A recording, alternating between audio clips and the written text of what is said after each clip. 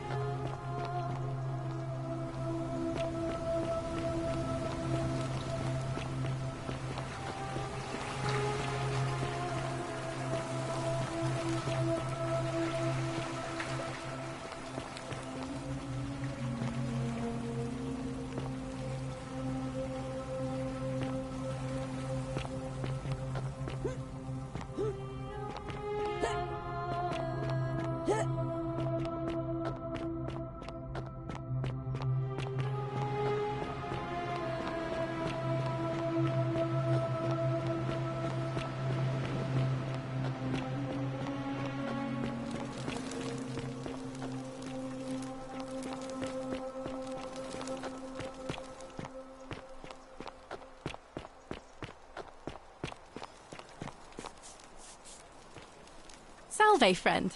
I'm Octavia. Welcome to life under the Golden Rule. It's a ghastly thing, is it not?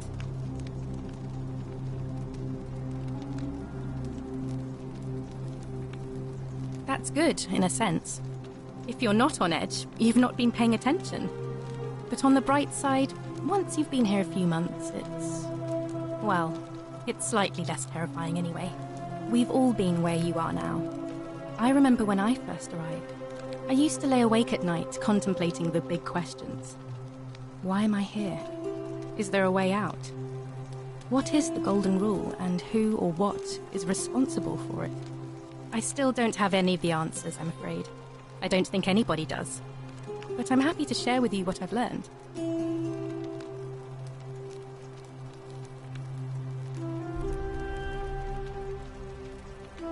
All right, well, it was lovely to meet you. I look forward to getting to know you better over the coming months. And if you ever... I can't believe this is how it ends. Oh no. No. No, no, no, no, no. Ulpius, what are you doing? Get back from there. If you lose your balance, you'll fall. That's the idea. What? Why? Why? Why do you think I'm stuck for the rest of... I know things are hard for you right now. Please just think this through. If you do this... I'm sorry, but I just don't care anymore. Please, Ulpius. Help him. If he goes through with it, it could be... I don't know, but it's a crime for slaves to take their own lives. And a debt bondsman isn't far off. Thank you. And please, choose your words carefully.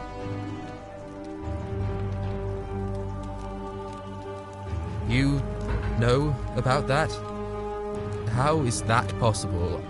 I mean, I've never mentioned it to anyone. Well, if you say so. You don't understand. I don't want to hurt anyone. I just want it all to be over.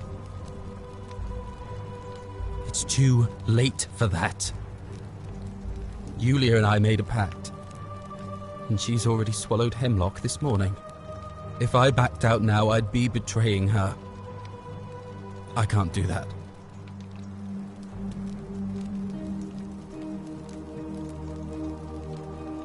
Oh, really? That changes things a little. But we're still in debt bondage to that monster. Unless you happen to have 2,000 denarii to pay off both of our debts.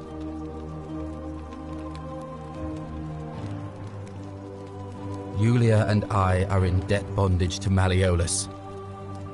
We might as well be slaves. And that's how much it will take to buy our freedom back.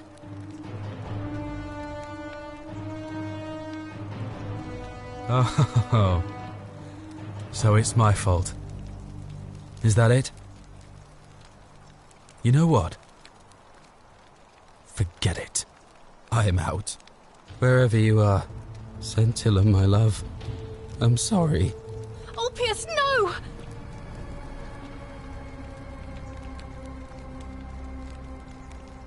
I can't believe he went through with it. That was not your fault. There's no way you could have given him what he wanted, moments after you arrived. I'll have to let everyone know what happened. And I guess and I'd best pray for poor Ulpius.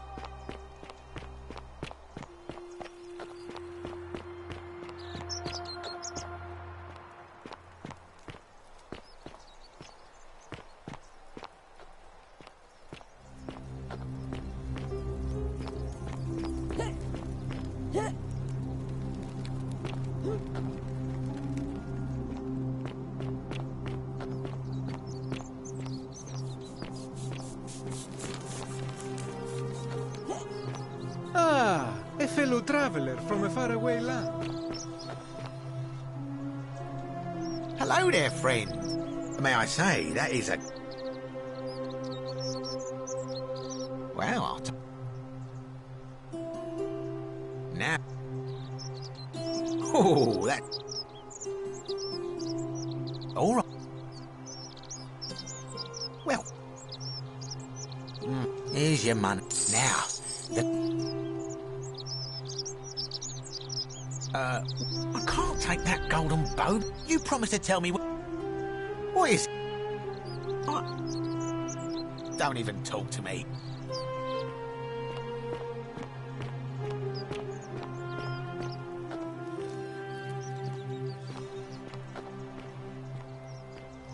Hey, Virgil. Hello. Do you like... But...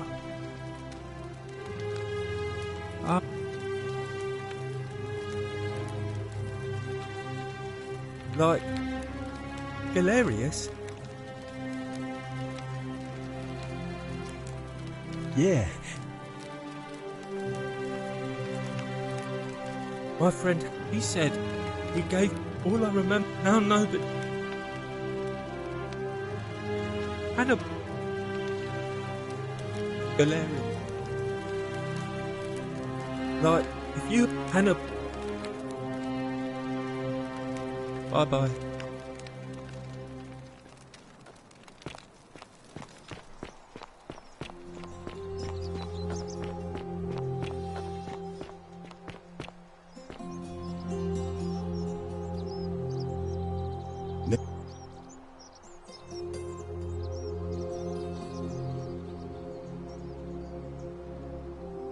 See you around.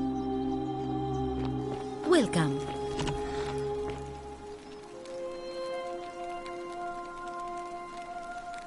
Sorry, I'm still a bit out of it. Was there something you...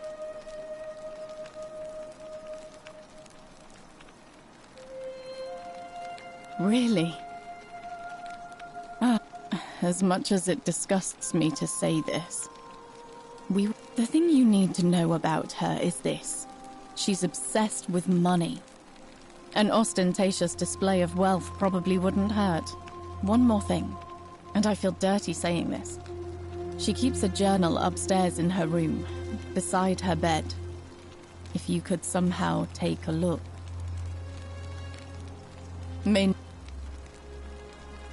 All right.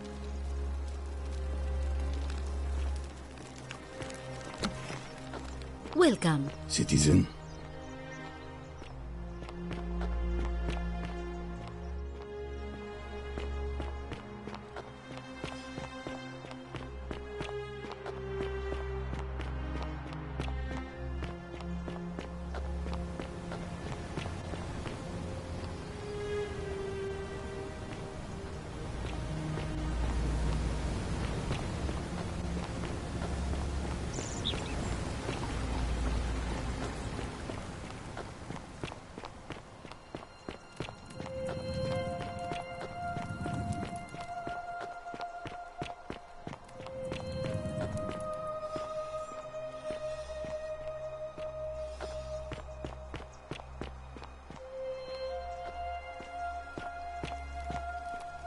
Cerberus lifts his triple head and lets out his threefold praying.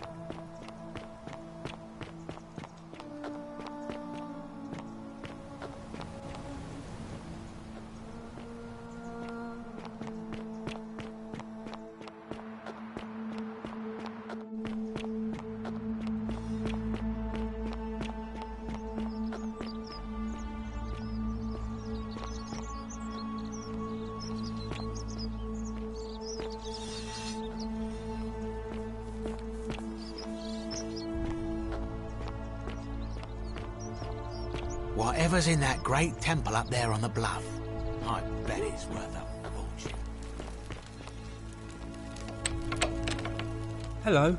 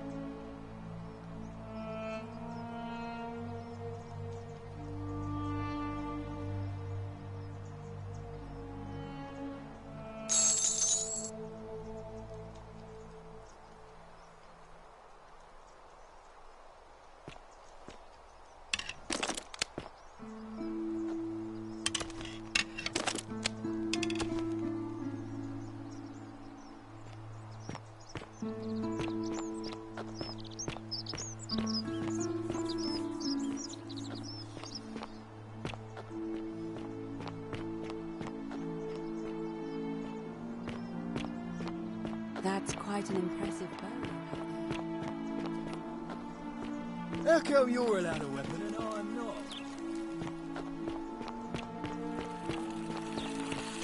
On your best behavior, I trust?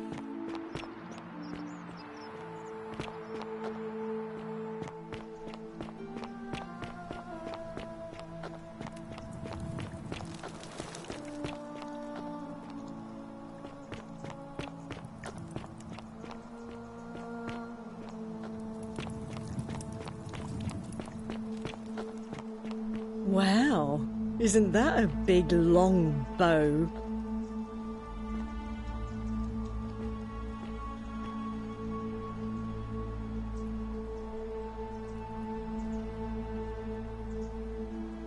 Oh, you're here. And, you're not well, since you bring that up.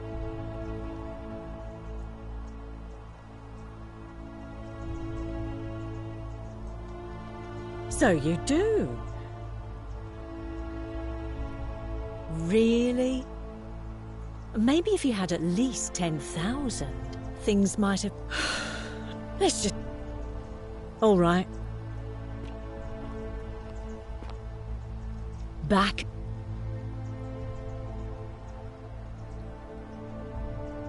Ugh, let it... All right. Ixion turns. But it... Say... I had... he give... and now...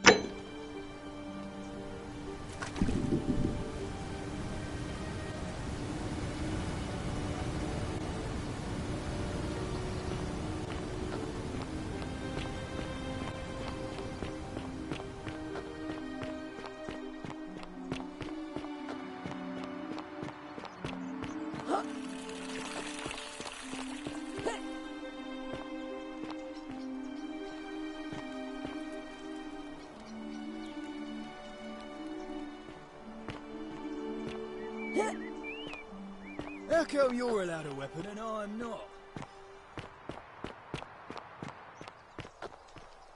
On your best behavior, I trust. Things, Horatius? As always, priestess. Any news about something?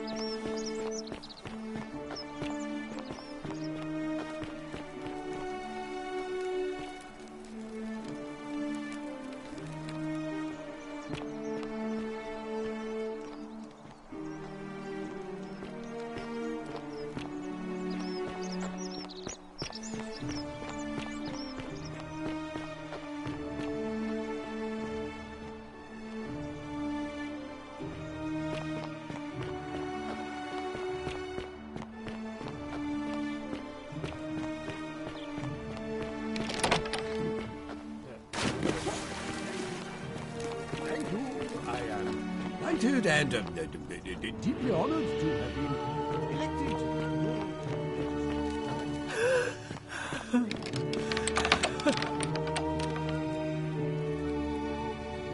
You're not supposed to be in here. Talk. What business could you possibly have with me? You barge into my villa and offer me wine. I'd have you thrown out, but it just so happens that is exactly what I need. The question is, what do you want for it? Ah, it seems Bacchus smiles on me once again, and I believe I have just the thing you're looking for. Some time ago he wrote me a letter and signed it Quinctius, apparently by accident. I've kept it ever since, hoping one day I'd find out what it meant. I'll happily show it to you for that wine.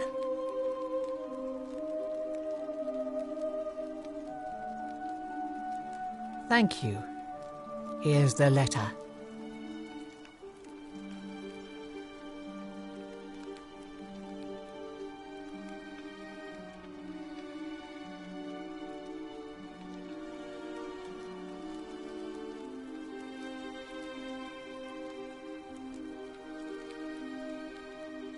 Now, perhaps you can tell me who Quinctius really is.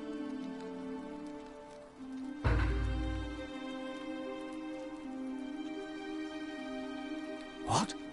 He's... Oh no, that's... quite a lot more serious than I imagined. I only wanted some leverage over him, not to destroy him. Give me that immediately. Nobody else must know.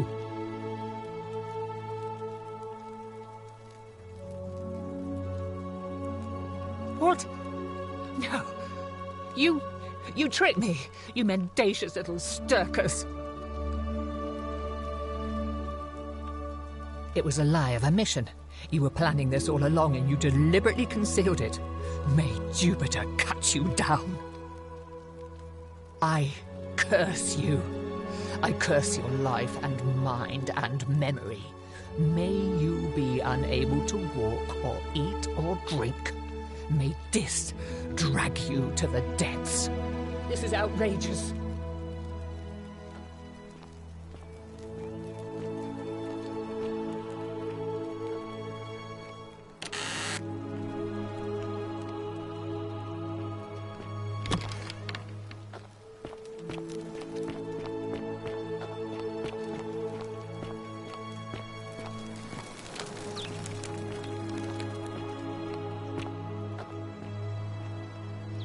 Domitius doesn't usually let anyone in here without a hefty tribute, so you must have been desperate to...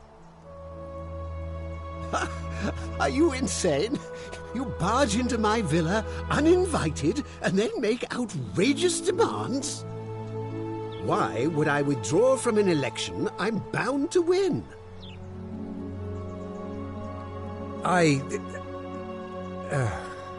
So, it finally caught up with me.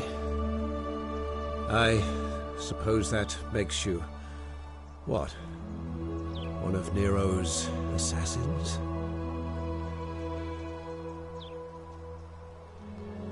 So, you're not going to kill me?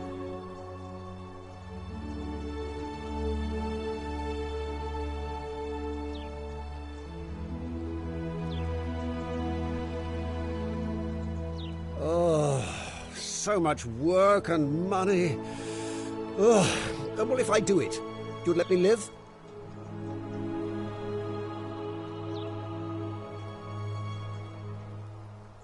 Fine. Ruling this cesspit of a city would have been beneath me anyway. I'll have Domitius notify the priestess of my withdrawal and release those two from debt bondage. There. You got what you wanted. Now, please, leave my villa and never speak to me again.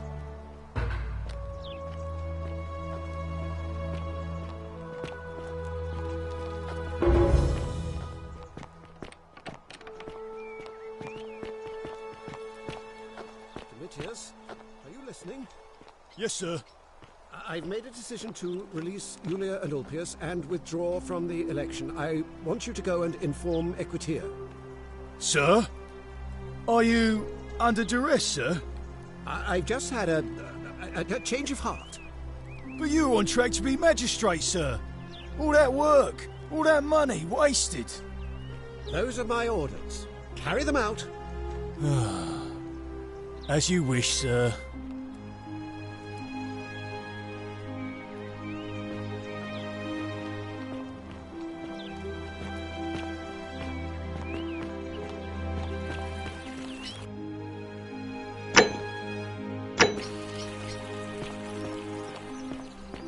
Citizen. We're finally alone. I assume you already know who I am. May I know... We have? I must have entrusted you. Is that about right?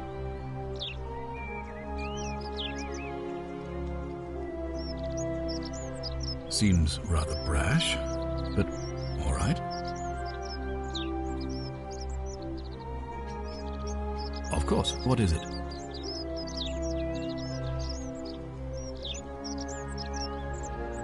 Yes?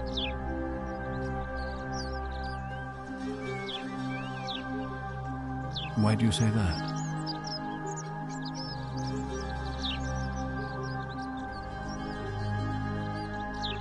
You suspect. I confess, I don't have a lot of sympathy for Ulpius, but you're going to need a lot more than suspicion to get to the bottom of this. It looks like you'll have to continue your investigation. Now, was there anything else? Of course. Yeah. Why do you say that? What? I'm speechless. How do you know? Of course, this isn't your first loop, is it? Well then, you must stop him from winning the election. I expect you'll need some kind of leverage on him, but I can't be seen to be involved in this, of course, so you'll be on your... You'd better not waste any time, and... Good.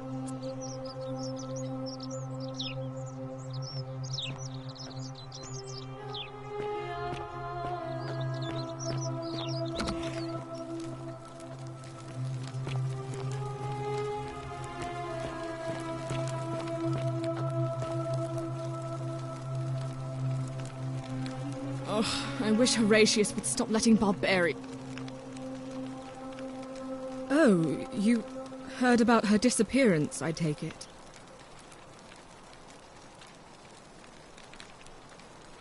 Oh, really? That commoner in debt bondage next door thought he could win over a magistrate's daughter. That's awfully bold of him.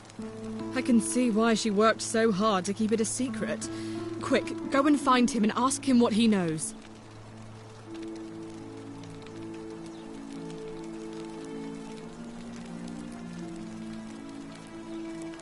Oh, I see. Well, it was worth a try, I suppose. Just promise me you won't give up on her. Thank you.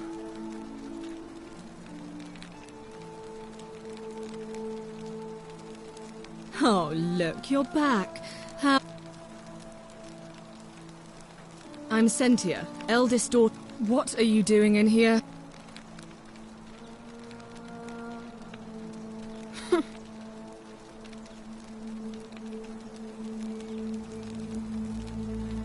I trust you can see yourself out.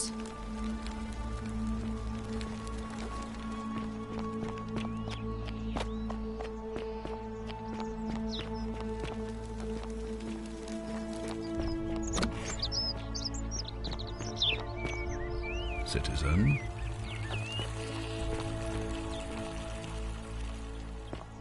Oi!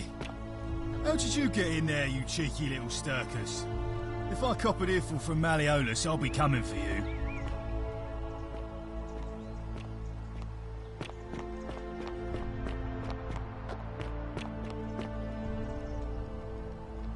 Salve again, friend. I went and did as you asked, and it worked. How is it possible that you've just arrived?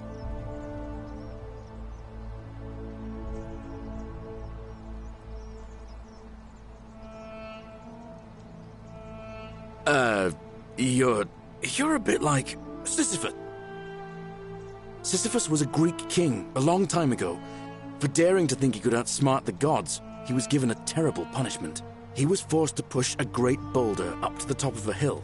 Only, just as it reached the top, it would roll all the way back down, forcing him to start over and over. Actually, now that Tantalus was made to grasp it... Oh, and Ixion was... Anyway, so, I'll tell you what... Oh, that's kind of you to say. Now, I'm going to keep your secret. Although, it's not as if I'll remember this next time we talk anyway, right? Oh, and if our conversations ever start to annoy you, just tell me you're busy. Salve again, my Sisyphean friend. Now, what's on your mind?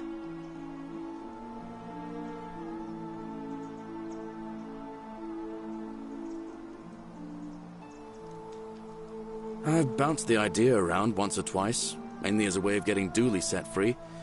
God knows Sentius is never going to do it. But from what I hear, Malleolus has the election stitched up. Nobody's going to take him on and win. And maybe that's not such a bad thing. I mean, he talks a lot about freedom, so I'm hoping if he's elected, he'll release Dooley from his cell. And that's good enough for me.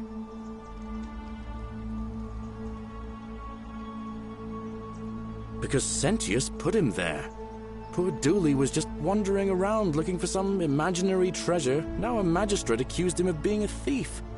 That's nonsense, of course. Dooley's the most harmless man you'll ever meet. But Sentius really has it in for him, for some reason. He did? Oh, that was unexpected. I wonder what could have possessed him to do that. Well, I guess it's time for me to step up then. I'll let Equitia know I'll be running. All right, friend. Hope you find a way to break that cycle you're in.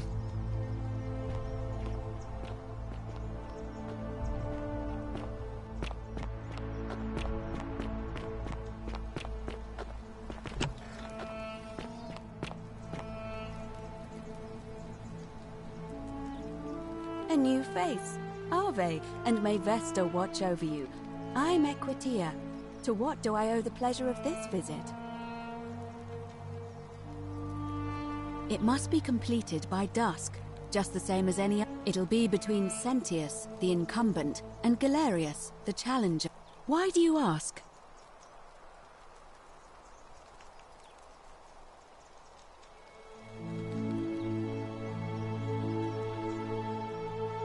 As I said, I'm planning to hold it before dusk. But I suppose I could hop... Well, I wouldn't describe impatience as a good reason exactly. Yes. I have overheard some... Very well.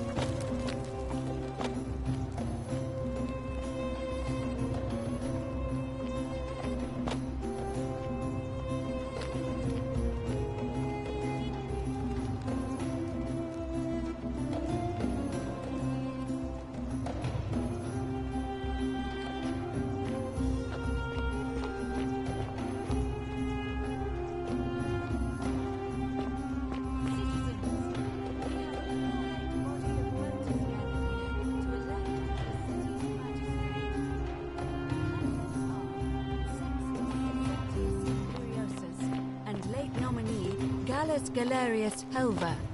Marcus Malleolus Gurges withdrew his candidacy earlier today. As agreed, we shall dispense with ballots and candidates will abstain from voting. Let's make this quick. As I say your name, call your vote. I'll start with you, Horatius. Sentius, of course. Georgius. Galerius. He saved the life of my dear friend Fabia. Dacius. Sentius. Virgil. The man who put a stop to the threats I've been receiving. Galerius. Rufius. The man who treated my rheumatism. Galerius. Citizens, you have made your decision. Your new magistrate is Gallus Galerius Helver. What? It has been decided. Magistrate Galerius, would you like to make a brief address? I just want to say, this isn't something I ever wanted. Now that you've put your trust in me, I'm going to do everything I can not to let you down. I'll need some time to put together a list of the changes I want to make around here. But I promise you, there will be changes. My first order is that Dooley is to be freed. Horatius, release him from his cell immediately. Please.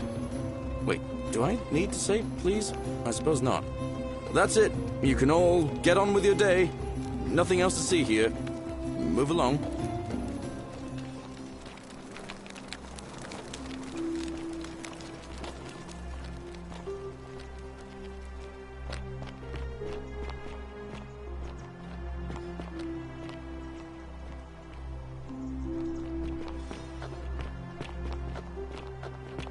It gladdens my heart that Galerius set Galerius poor only Dooley won by free. bribing. I will tell. Where was my bribe?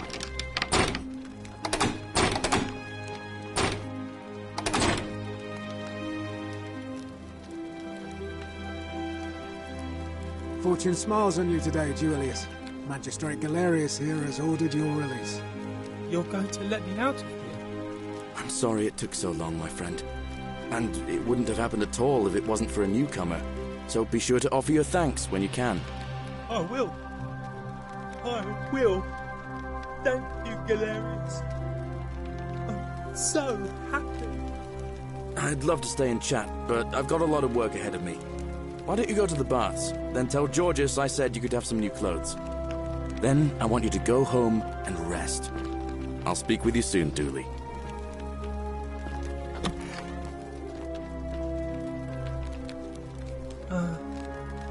Hello? I'm Dooley. Magistrate Galerius said I should thank the newcomer. Are you the newcomer? Oh, it is you. Then, thank you. You're a big helper. I was locked up, but they let me out again. I'm so happy. You can have my shiny plaque if you want, and maybe you can help me find my treasure. My friend Hannibal used to look after me, and he said he always would. But before that, he told me if anything ever happened to him, I had to find something very precious. He gave me a key to the cisterns and told me to keep it safe. He said there's something very precious way up high.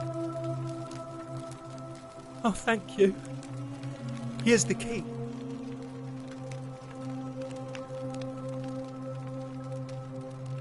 Hope you find it. In the cisterns, way up high, Hannibal said. Oh, look over there. Something shining. Is it treasure? Maybe it is treasure. I can see it from your cell. So pretty. And it's just lying out here in the open.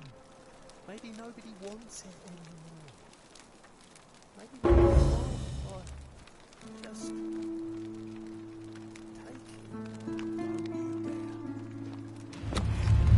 it. The many shall suffer for the sins of the one. Finish the job. One of you idiots did this.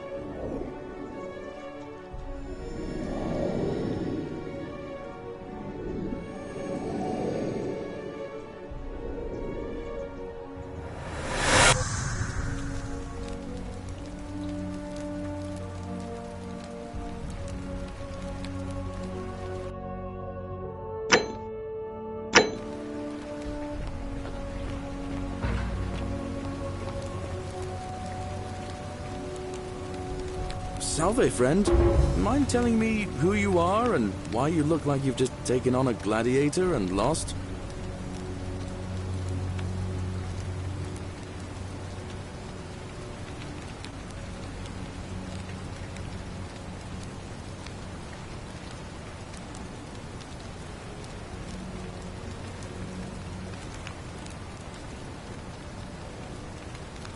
Oh, sounds serious. I'm listening. Yulia? Oh no.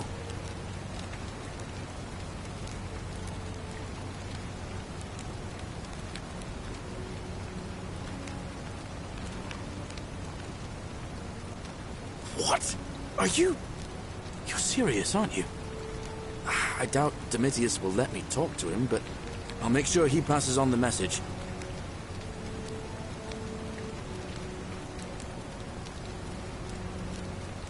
I'll go, but once I'm done, I'll need you to tell me how you know all of this.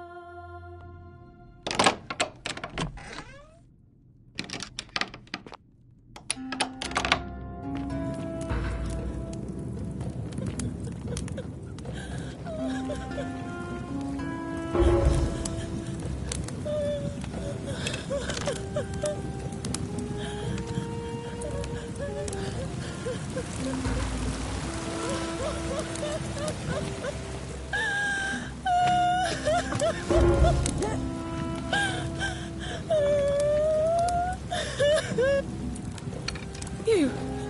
Who are you? Did he send you?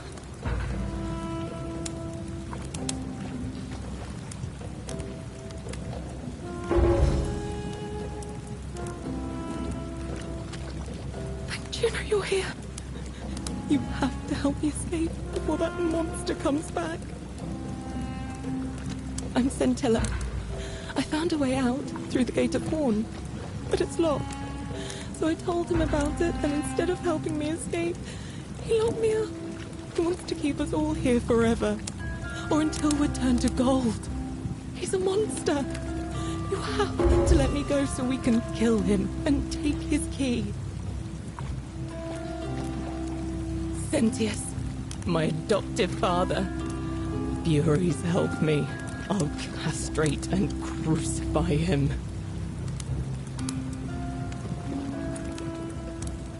I don't know. He said the gods are on his side because they don't want us to escape either.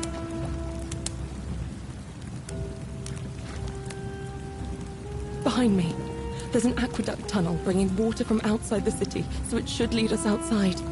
The only problem is it's barred by a heavy locked gate, and he has the only key.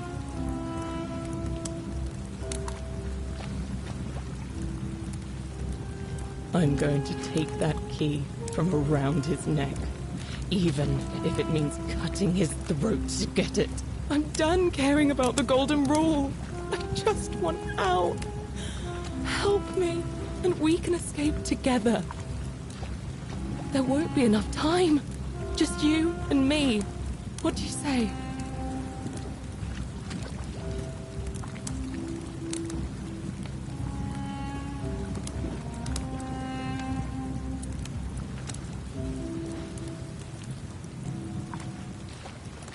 There's no time. Wait, did you hear that? He's here. Quick, you have to let me go. It's now or never. What? No, you can't just leave me here. How can you be so heartless?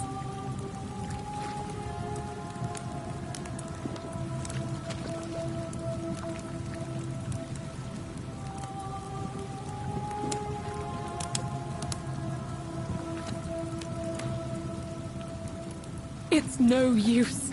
You'll never persuade him of anything. I'm telling you, he's a monster. Please.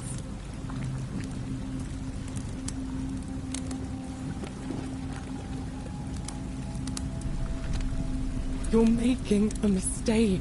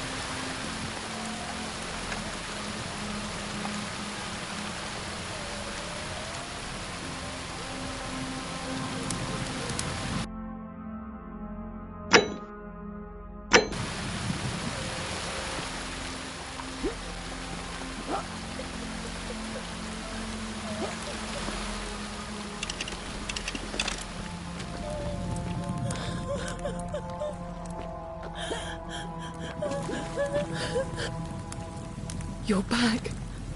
Have you come to let me go this time? What? I hate you. I spit on you. I hope Dis drags you to Tartarus.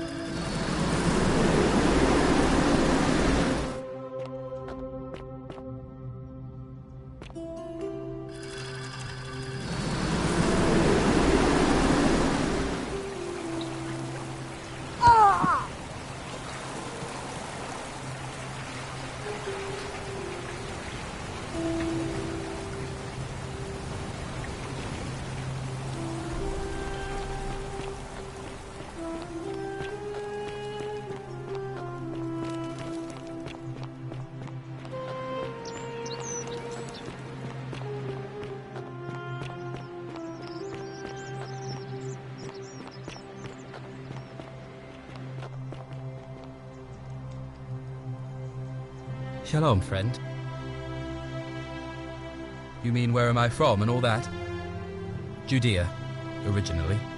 But when I was a child, I moved to Rome with my family, Romanized my name and spent most of my life in the Jewish district of Trans-Tiberim, across the Tiber from the main city. That's where I was when the fires broke out. Everyone was running toward the river and I, listening to my inner contrarian, ran the other way. Every road leading out of Rome was in chaos, full of people with all their belongings in carts and brigands preying on them. Several hours down the Appian Way, I saw another Jewish family being attacked by 3 opportunists. So I picked up a branch from the side of the road and went to defend them. I can only assume they got the better of me because the next thing I knew, I was waking up in a forest, by a river not far from here, with no memory of how I got there.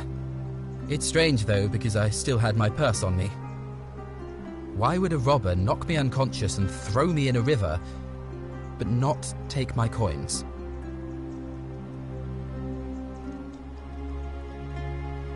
A lot of good it did me, and that family. I sometimes wonder what happened to them. I don't, but even if I did, I'm not going anywhere. I have unfinished business.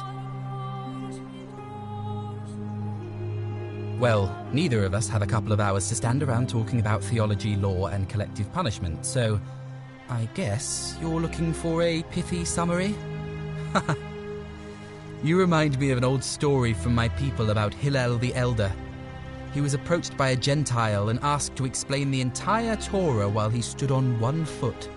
Obliging, he replied, "What is hateful to you, do not do to another.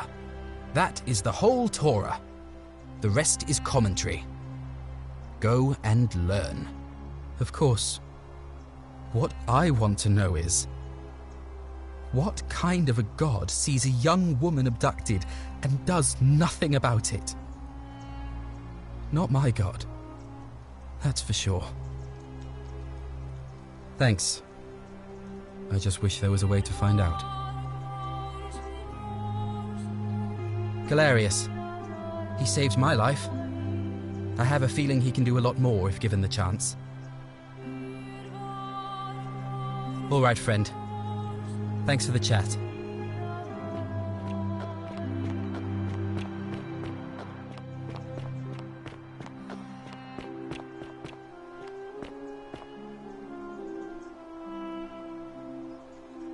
A new face. It'll be... Why do you... So... See you...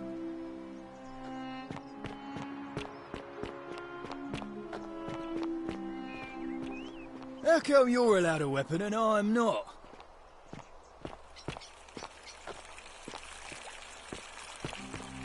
On your best behaviour, I trust?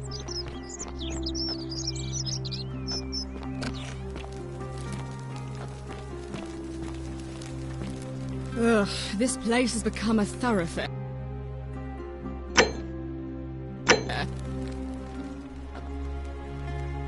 Ugh, I wish Horatius would stop letting barbarians... Oh, you heard about her disappearance, I take it.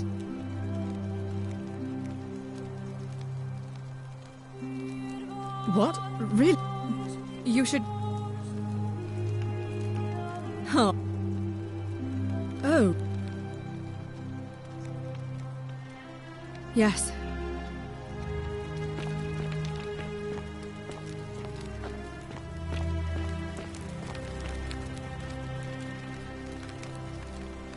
We're finally alone. I assume you already know who I am. We have? I must have entrusted you with figuring out. Is that about right?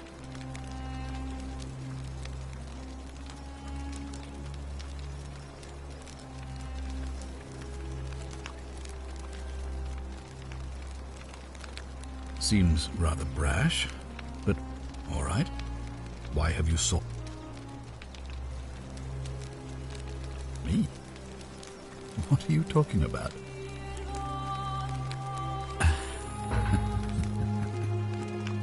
You know, you remind me of him. Al Worth. The fellow who came through the portal before you.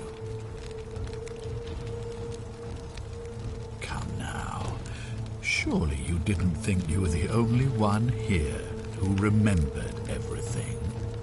You see, my connection to the portal somehow preserves my memories from one loop to the next. Whether that was Proserpina's intention or a happy accident, I'll never know. But I'm surprised you hadn't noticed. Here I was thinking you're a little bit sharper than Al was. Or perhaps you're just more willing to break the rules. He was a moralistic fellow, never once compromised on his principles. And because of that fatal flaw, he relived this day many thousands of times before we finally had this conversation. I watched him come through the portal each time, always a little older, a little more disheveled, a little more haunted. And when he finally saw the futility of it all, as you're about to, it broke him. He drank a jug of wine, tied a noose around his neck, and took his own life, just before he was shot with a golden arrow. The next time I awoke, you showed up, but you've caught up to where he was so quickly. I mean, you've lived through the day, what, 10 times? Most impressive. And yet everything you've done has been in vain, because there's no escape, except the path that Al took, the path he wrote about on his tablet. What was it? Ah, yes. Best to take your own life now. So, you discovered my secret. So what? What are you going to do about it?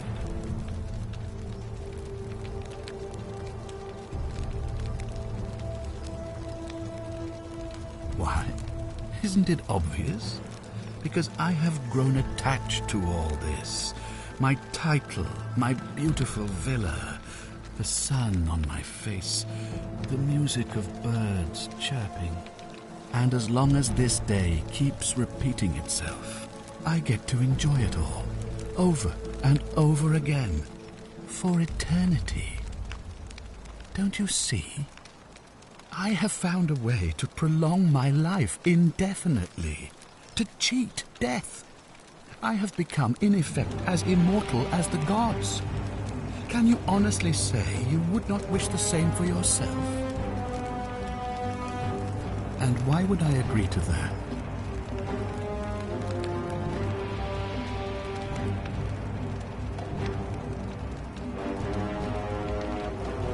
Oh, you and your pathetic morality. Nobody cares about your opinions or what happens, where you're from. Least of all, me. Understand that to me, you've never been anything more than a useful idiot, and you're no longer useful. You might want to think that through. If anyone so much as touches me, everyone dies. The only way you're getting this key is over my dead body. And if I die, I won't be able to open the portal for you again, meaning you'll have created a paradox. You see, it was my actions that brought you to this point in time, so if you kill me, you'll stop me from doing so, and you being here will be an impossibility. That means if I die, you'll be flung back to your original time, having caused the deaths of everyone here, and you'll never be able to undo it. Is that what you want? I certainly hope not. In fact, I want it to go on and on forever, until you wither and die like Al did, and the gods send yet another useful idiot to extend my life for me.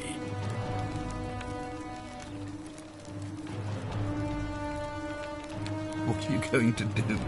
Beg the gods for help? They don't care about you, and neither do I. Now, get out of my villa. I'm bored with you.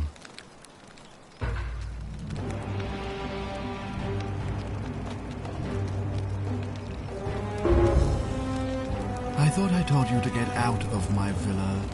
I'm bored with you.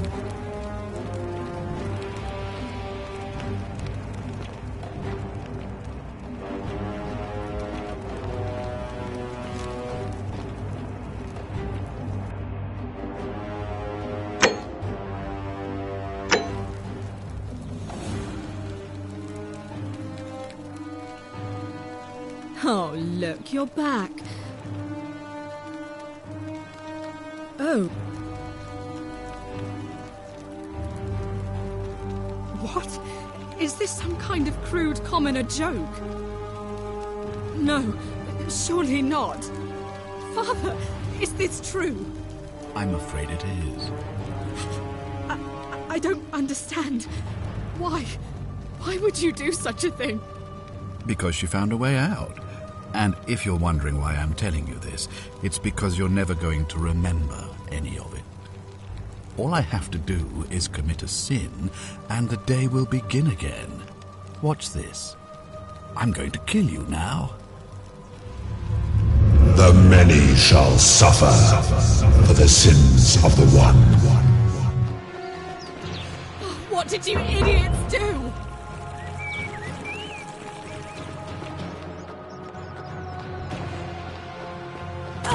Son of this!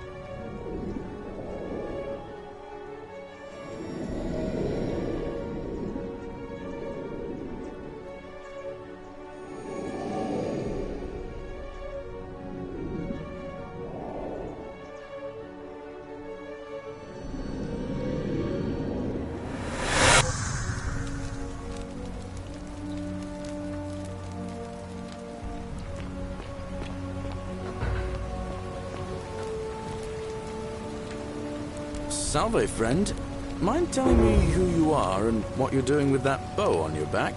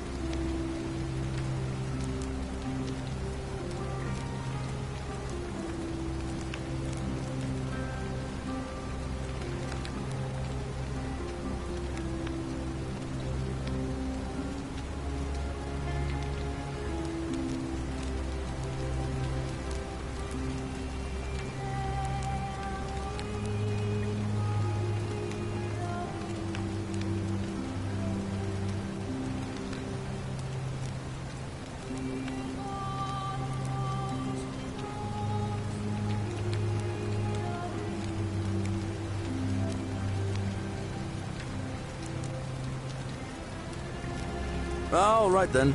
I'll get out of your way.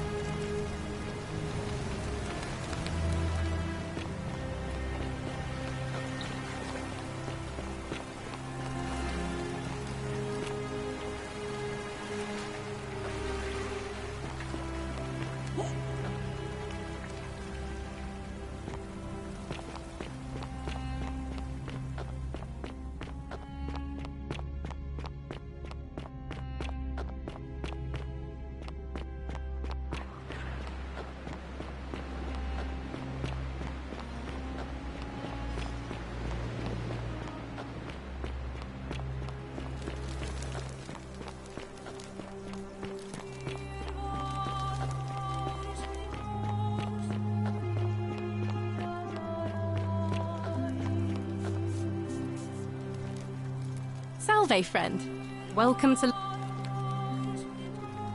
we've all been where you are now. I remember when I first arrived. I used to lay awake at night contemplating the big questions. Why am I here? Is there a way out? What is the Golden Rule, and who or what is responsible for it? I still don't have any of the answers, I'm afraid. I don't think anybody does. But I'm happy to share with you what I've learned.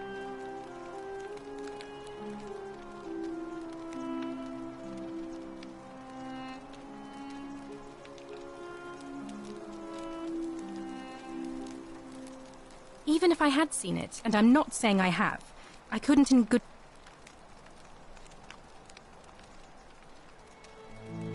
All right, well... I can't believe this is how it ends. Oh no. No. No, no, no, no, no. Ulpius, what are you doing? Get back. What? What? Why do you think? Please. I'm sorry. Please, help him. Thank you. I'm out. Wherever you are. Scintilla, my love. I'm sorry. Ulpius, no!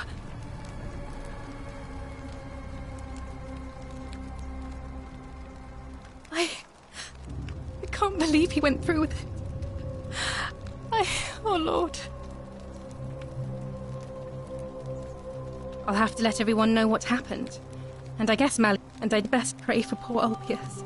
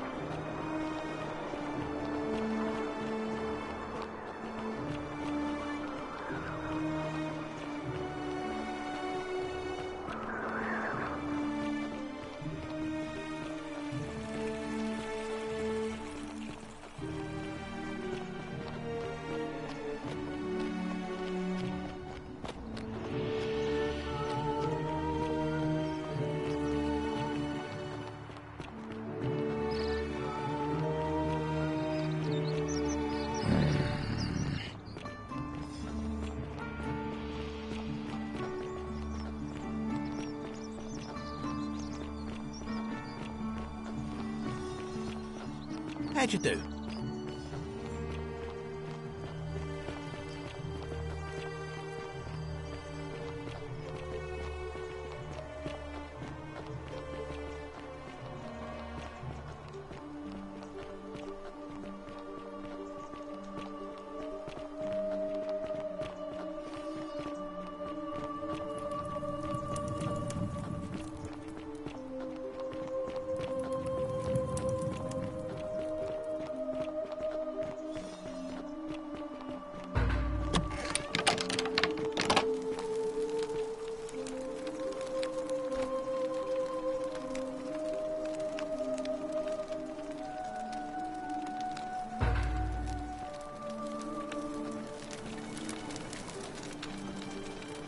What are you doing here? Please leave.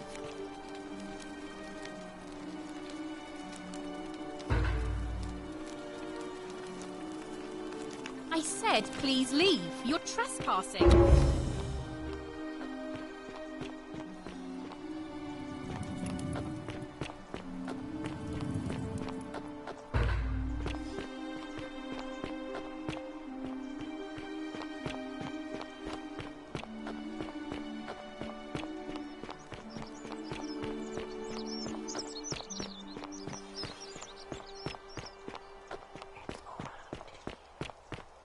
Isn't the great temple majestic?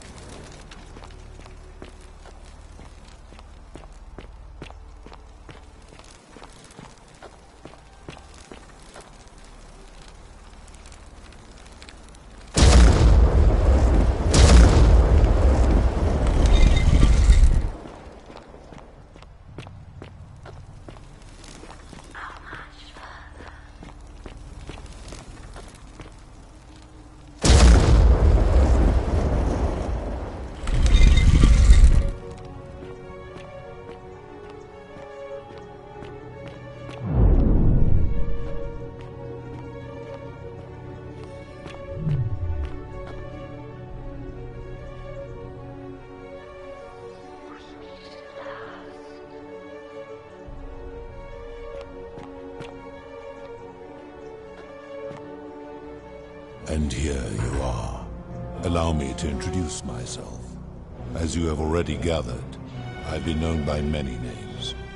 Nergal to the Sumerians, Osiris to the Egyptians, Hades to the Greeks, and Pluto to the Romans. But the one constant through it all has been my title, God of the Underworld. And I've been watching you with curiosity, mortal, ever since your arrival. You're unlike the others, aren't you? And what is more, you carry a weapon that was never intended for mortals to wield, and you do it so brazenly. But there will be time for your reckoning later. First, as a reward for undoing the desecration of my obelisk, I will allow you to satisfy your curiosity. Ask what you will. My story is many thousands of years long. You will need to be more specific. What do you wish to know?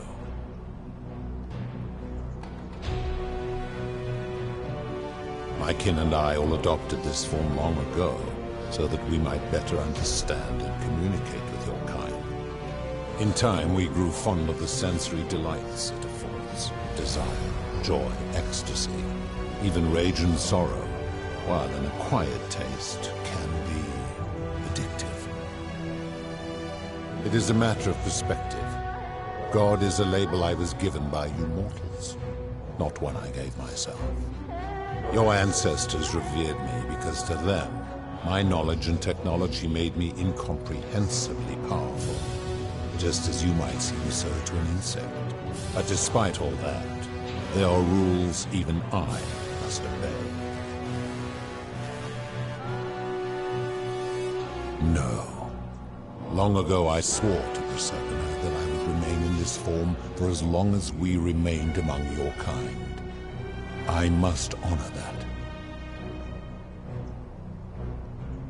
This is my beloved. Like me, she has been known by many names. Ereshkigal to the Sumerians, Isis to the Egyptians, Persephone to the Greeks, and Proserpina to the Romans. Or perhaps you might know her as the goddess of springtime, the cycle of life and renewal.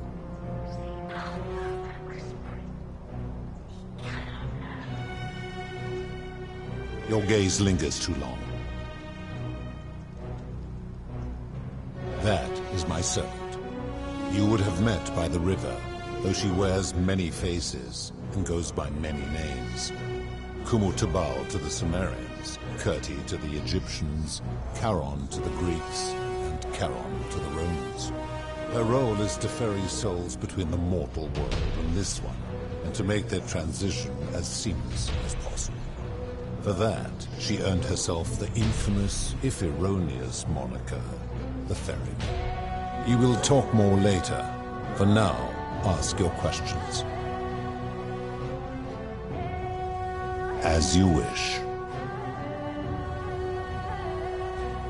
It has come to be known simply as the Underworld, and it exists because of a wager I made long ago.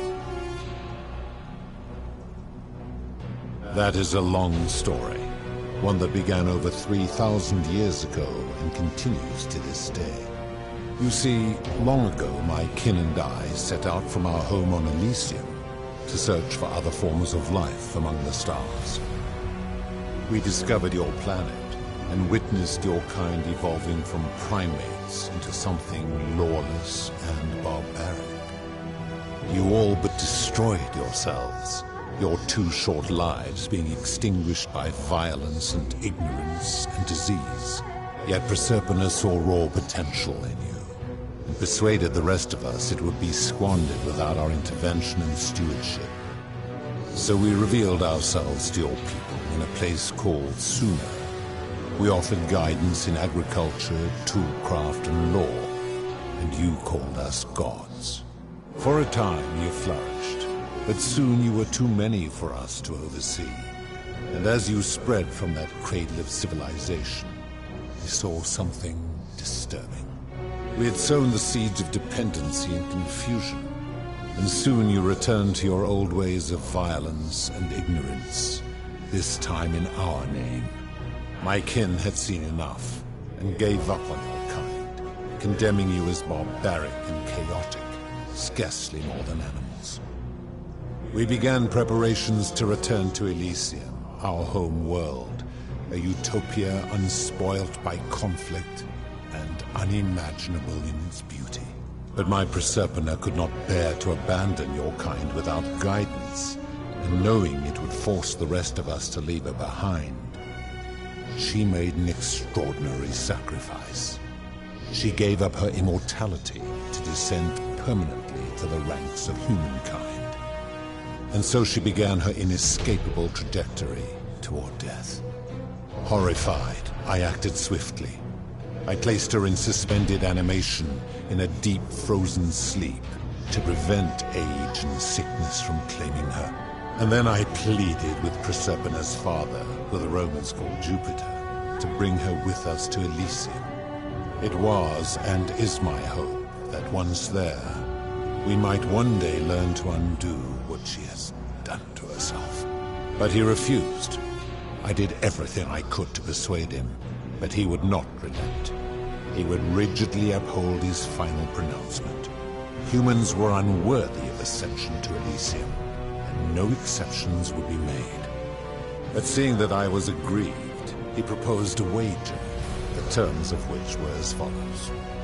If even one human city could prove itself capable of living without sin for a single year, then Proserpina and all of humanity would be permitted to join us in Elysium. My part would be to remain behind, the last of my kind, to watch over you, without interfering, and to sit in silent judgment.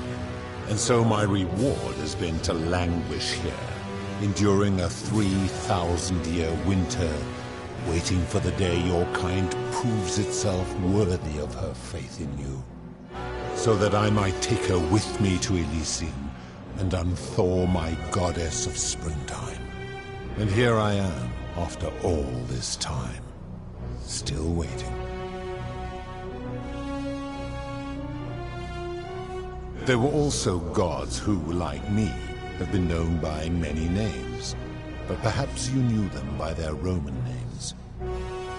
Our leader, Jupiter, as well as Neptune, Saturn, Juno, Minerva, Mars, Venus, Apollo, Diana, Vulcan, Vesta, Ceres, and of course, my beloved Proserpina. As the first wave of your kind arrived from Sumer, I had them build a city in their own fashion, so that they might be comfortable and recreate their lives here. I had them build the entrance as a vertical shaft leading to baths, to cleanse them of the sins of their former lives, and to prevent escape. I watched wave after wave of Sumerians arrive, and as their civilization declined over the centuries, they were replaced by Egyptians. Of course, believing themselves to be the superior civilization, the Egyptians promptly built over what had been built before, and made all the same mistakes. After another 1,000 years, the Greeks began to arrive, and then the Romans, and they all did the same thing. They built upon the underworlds of their predecessors, renamed their gods, and ensured their foundations were forgotten.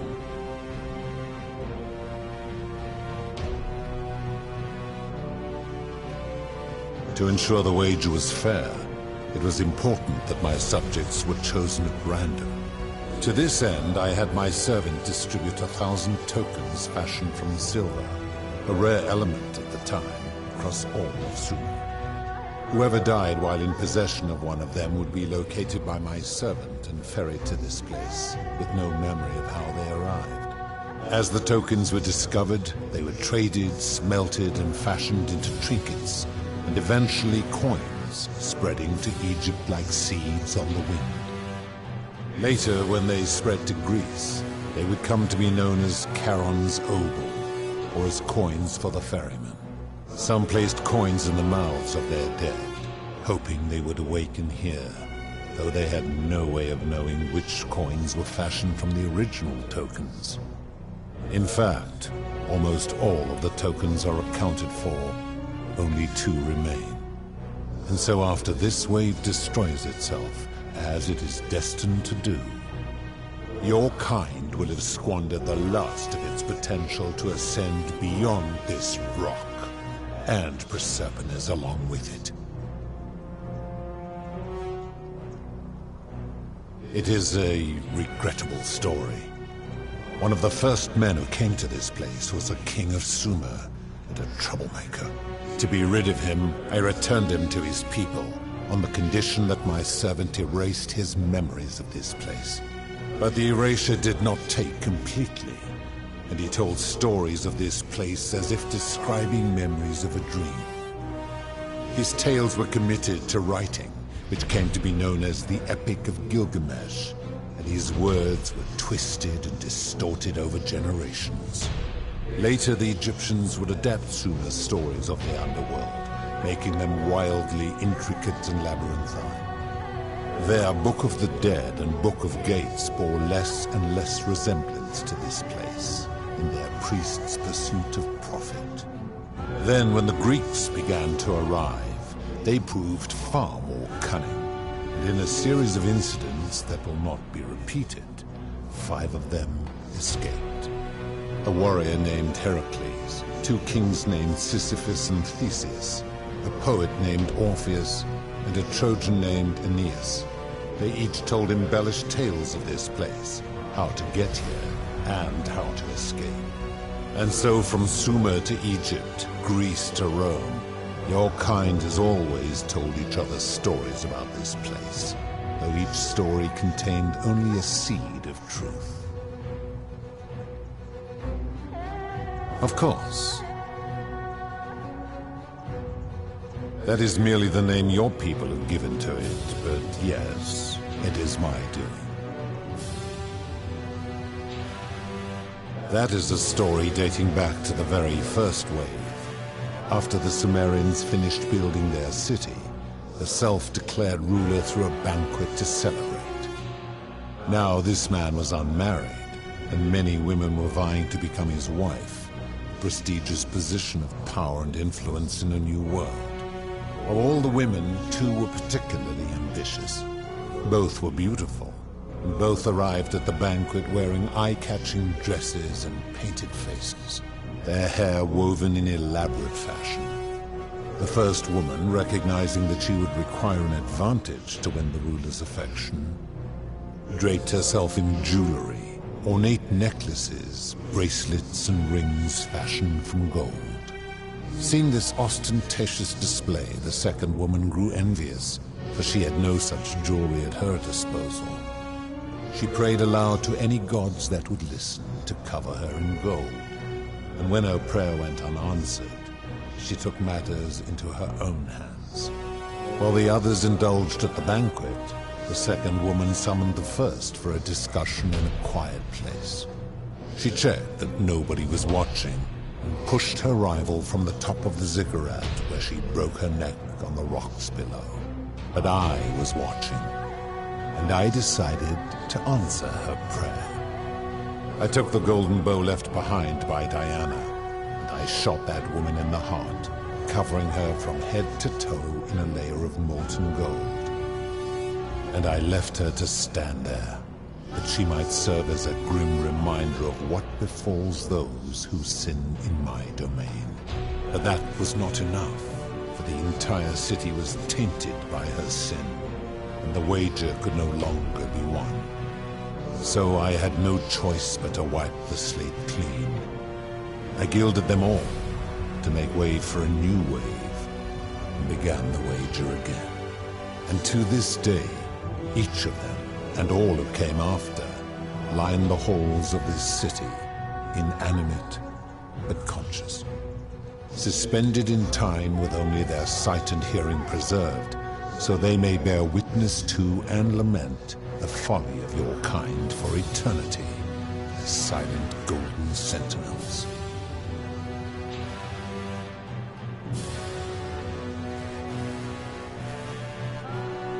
I give your kind a second chance at life, as well as ample warning about my law. And when you disobey, and you always disobey, you force my hand, bringing terrible suffering upon yourselves. And so you ask if I am the one destroying your lives. And I say, no, you destroy yourselves. I am merely the means by which you do it. When my kin departed, they left behind many relics which I inherited. A consolation prize of sorts. The golden bow originally belonged to one of my kin, who the Romans called Diana.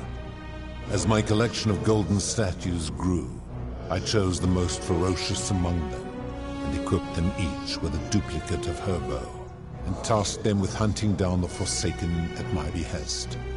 They became known simply as Furies.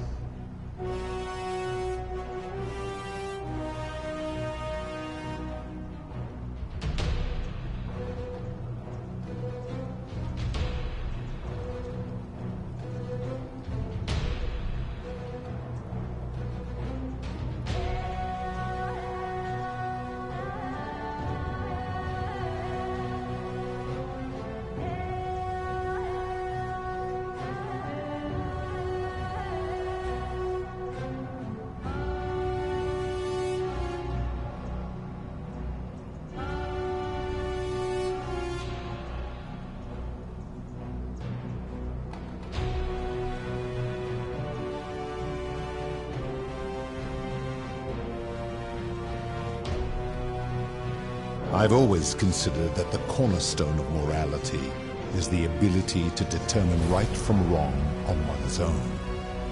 No attempt to lay out rules like your Code of Hammurabi or your 12 Tables of the Roman Republic can ever cover all possible scenarios. This should come as no surprise to you, since the core principle has been expressed in many forms by many of your civilizations. The Egyptians made a rudimentary attempt with "do to the doer" to make him do. The Greeks refined it with "avoid doing what you would blame others for doing." The Roman Stoics added, "treat your inferior as you would wish your superior to treat you." Even the so-called cultists hiding among you often say, "Do unto others as you would have them do unto you." It is the simplest of concepts, and each one of you is born with the faculties required to apply it to any situation. Yet none of the peoples who expressed this rule were able to uphold it. Curious, is it not?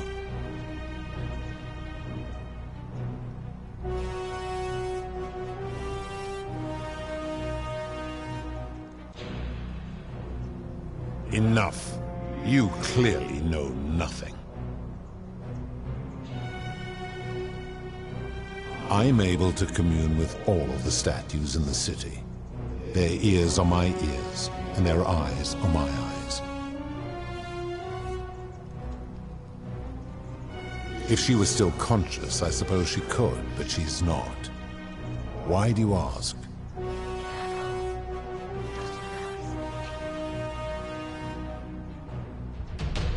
Then what an odd question.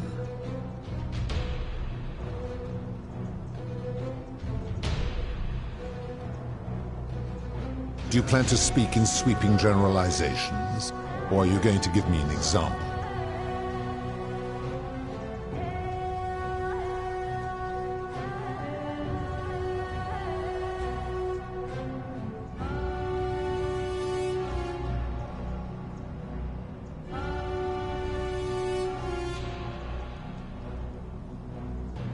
Ah, yes, the debt bondsman. Taking one's own life is a self-directed act. It is not one that is done to others, however they may be affected by it. Therefore, it cannot be said that one who commits suicide has done anything unto others.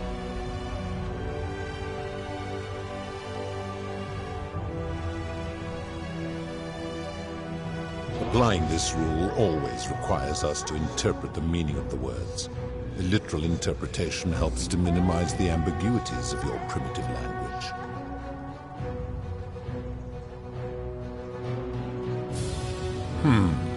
Supposing you're right, then my law has been broken, and I should turn you all to gold immediately. Is that what you want?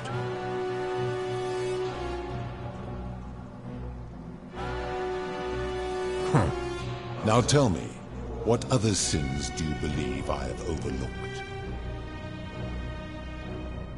The merchant. How is that inconsistent with the rule I've outlined?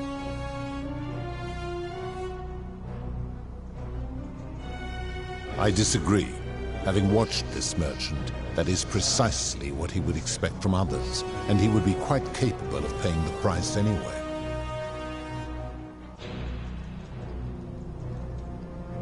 Applying this rule always requires speculation to some degree. It requires us to ask what another person would want if they found themselves in another situation.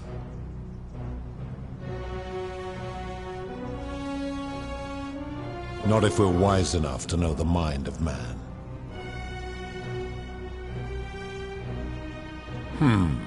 Supposing you're right, then my law has been broken, and I should turn you all to gold immediately. Is that what you want?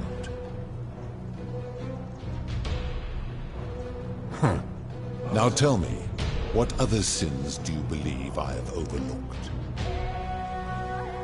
Ah, the tavern keeper, yes? How is that inconsistent with the rule? I disagree. Having watched that tavern keeper, that is precisely what she would expect from others. She would view it as a game, one she intends to win. Applying this rule always requires speculation to some degree. It requires us to ask what another person would want if they found themselves in another situation. Now tell me, what other sins do you believe I have overlooked? You speak of the moneylender. How is that inconsistent with the rule? And he would never have signed a contract pledging his labor for 30 years. All he did was enforce the terms of a contract signed voluntarily by others.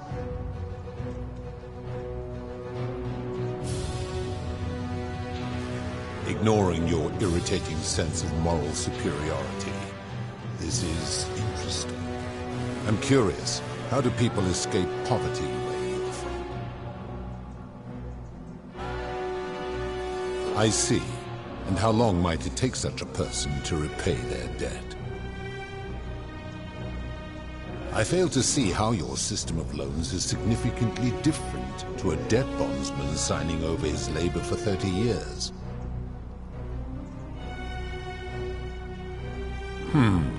Supposing you're right, then... Now tell me, what other sins do you believe I have overlooked? The midwife and the palace, yes. How is that inconsistent with the rule?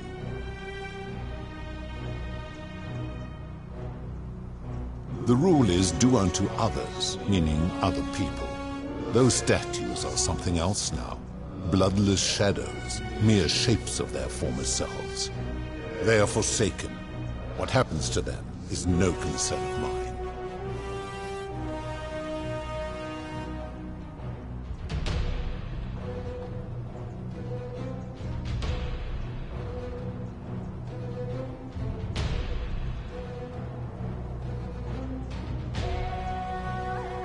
Now tell me, what other sins do you believe I have overlooked?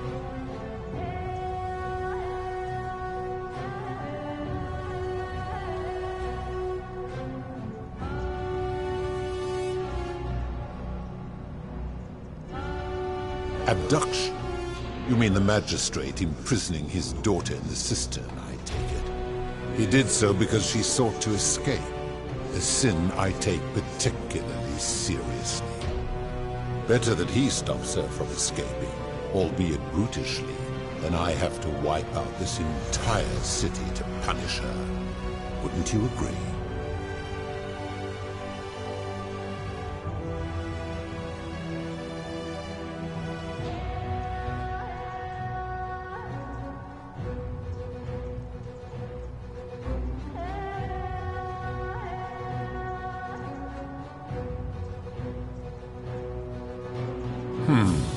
Supposing you're right, then my law has been broken, and I should turn you all to gold immediately. Is that what you want?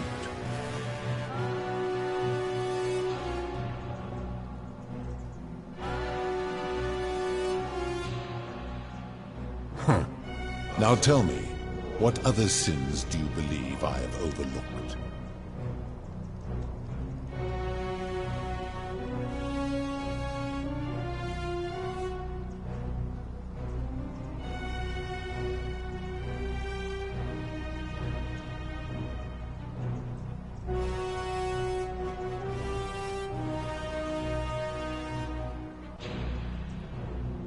Do you honestly think you could do better?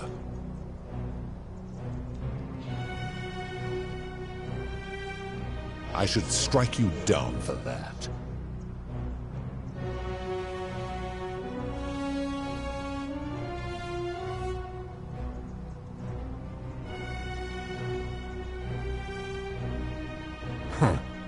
Now, did you have any other questions before your reckoning?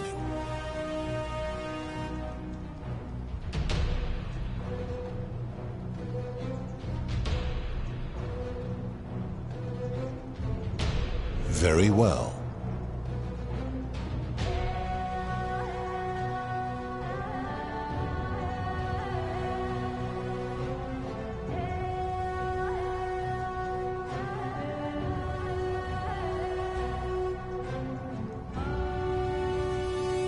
Good.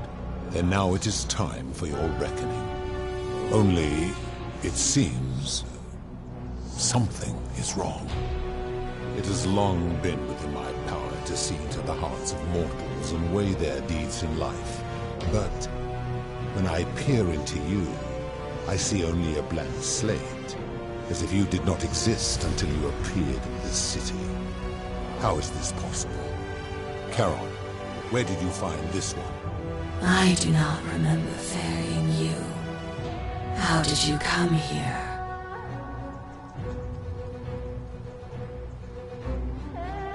If that is true, then I sense the intervention of someone powerful. How did you come to be in this time, mortal? Who brought you here? I cannot know.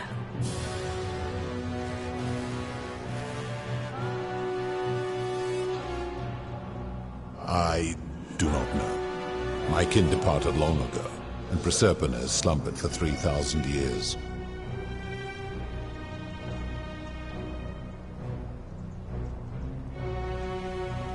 Tread lightly, mortal. Enough of this. It seems I will need to put your reckoning on hold for now. But answer this. Why have you come here? What is it you seek?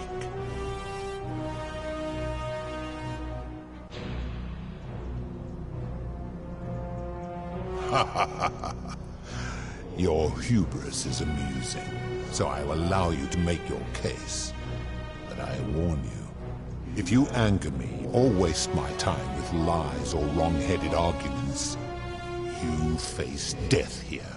So, tell me, why should I put an end to the so-called Golden Rule?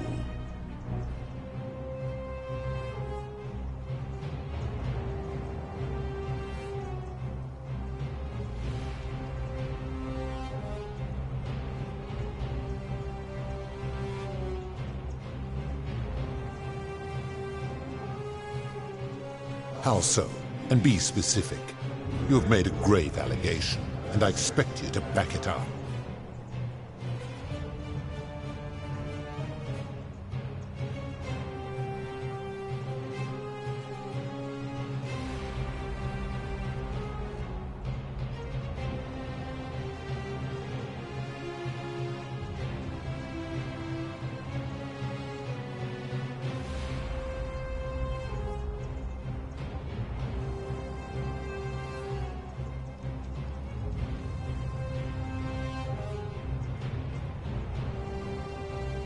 He is a volatile and confused fellow, that one.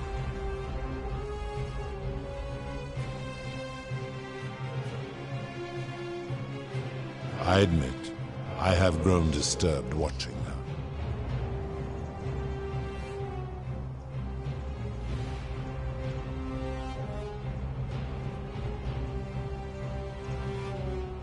His cruelty does seem to grow greater by the day.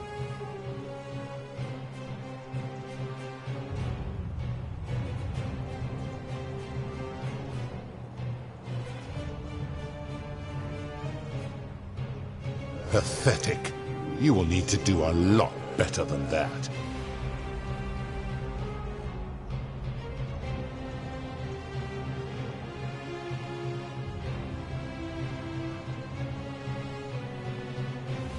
That is a very serious accusation, mortal. What sin have I committed? What evidence do you have to support it?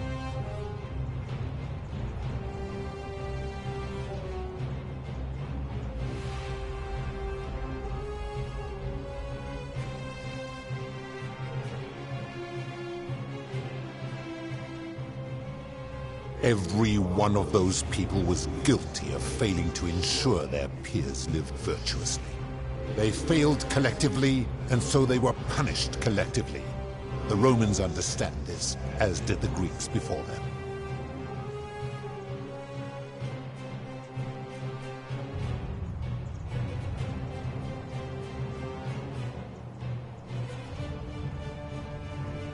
Ah, but I'm a god, and you are a mortal. Why would you expect me to treat you as I treat my own kind? You are not a peer. You are not a respected equal.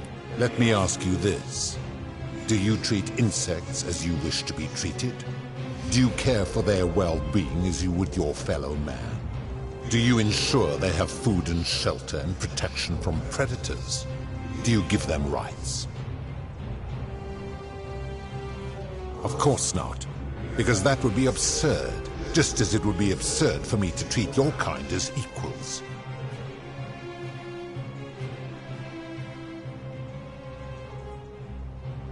Where to begin? Our lifespans exceed yours by thousands of years, in which time we accumulate vast wisdom and a mastery of technology you cannot begin to imagine.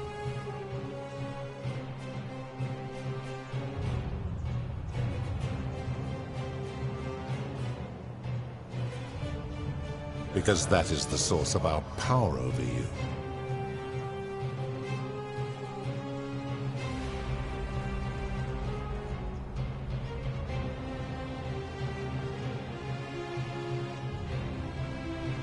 You could say that.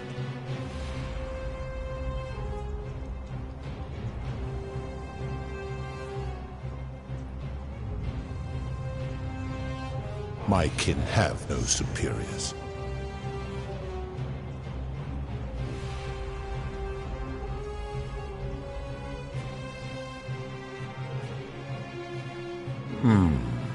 That is true. Go on.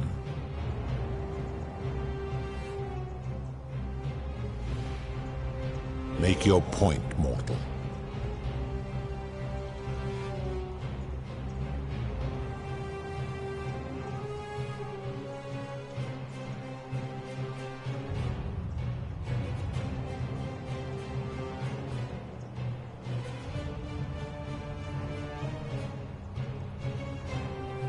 Let me ponder that for a moment. If you are right, then it would follow that all this time I have been in the wrong. But no, the very thought of it grieves me. How can I accept your argument when doing so would make me a tyrant and a monster?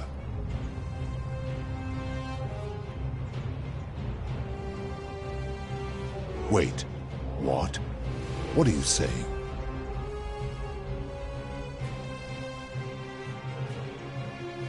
You have spoken eloquently, and yet, if what you say is true, it follows that my wager was fatally flawed from the beginning.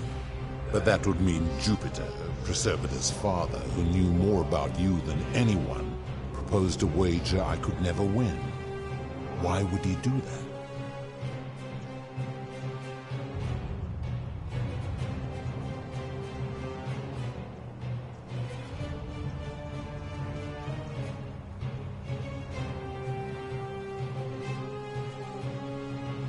A mistake, but he is the best and greatest of us.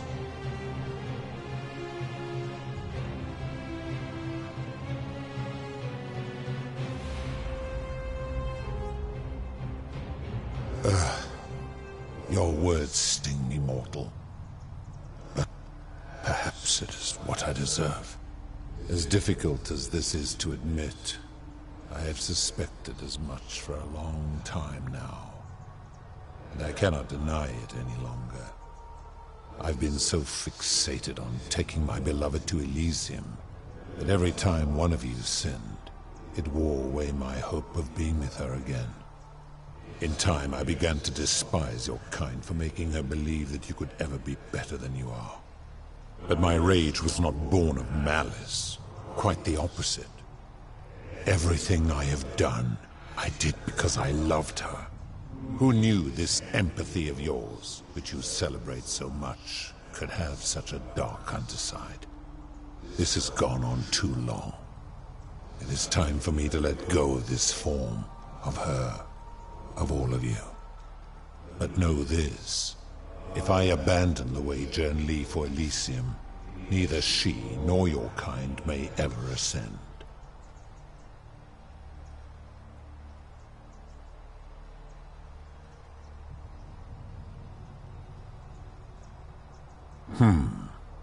Very well. I will have Charon make arrangements to ferry the others. But as for you, be aware you will be separated from the rest. Once this exodus begins, the events that brought you to this moment will never have taken place, and you will have created a paradox. What will become of you is difficult to predict, but that is the risk you have taken by interfering in the natural flow of time. Now, are you ready? Farewell, mortal.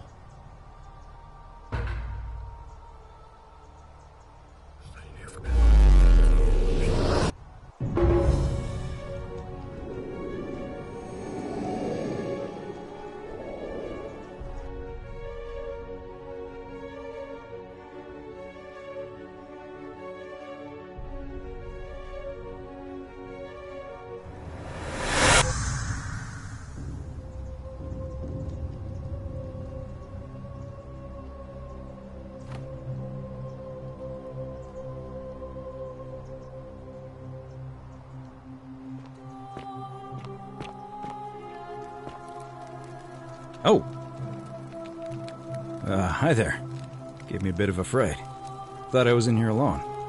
I'm Al. Well, here I am. I'm sorry, I didn't catch your name.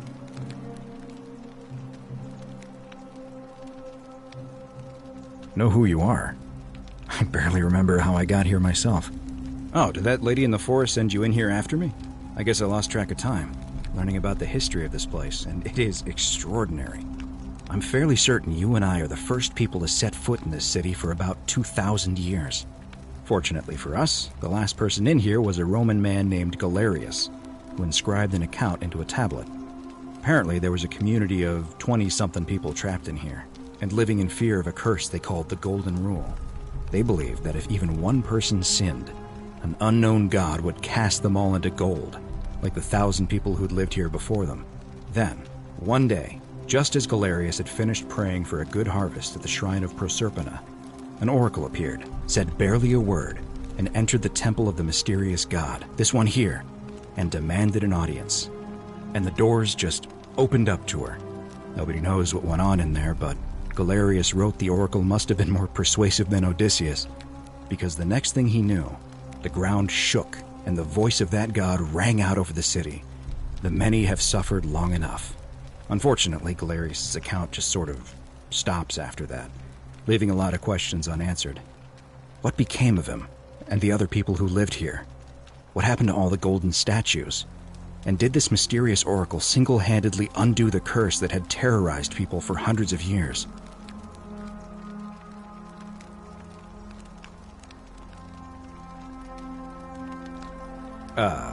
What?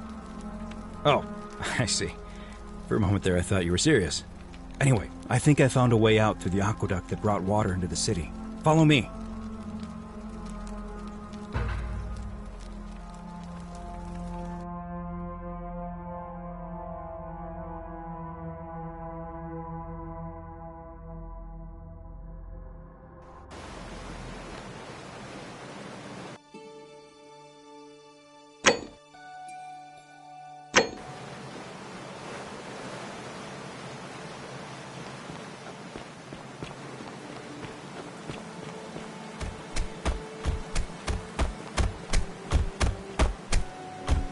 I'm gonna pause here for a moment and make sure nobody else has ever lured into this temple.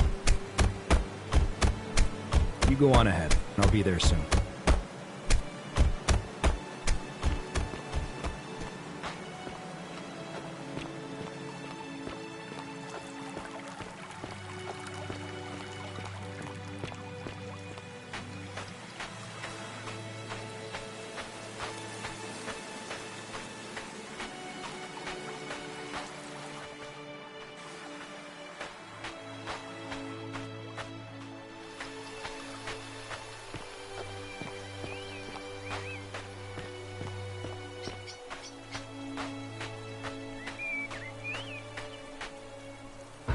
You're back!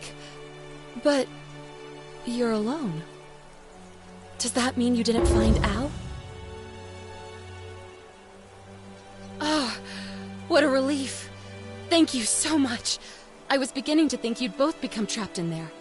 Why don't you tell me what you discovered, while we wait?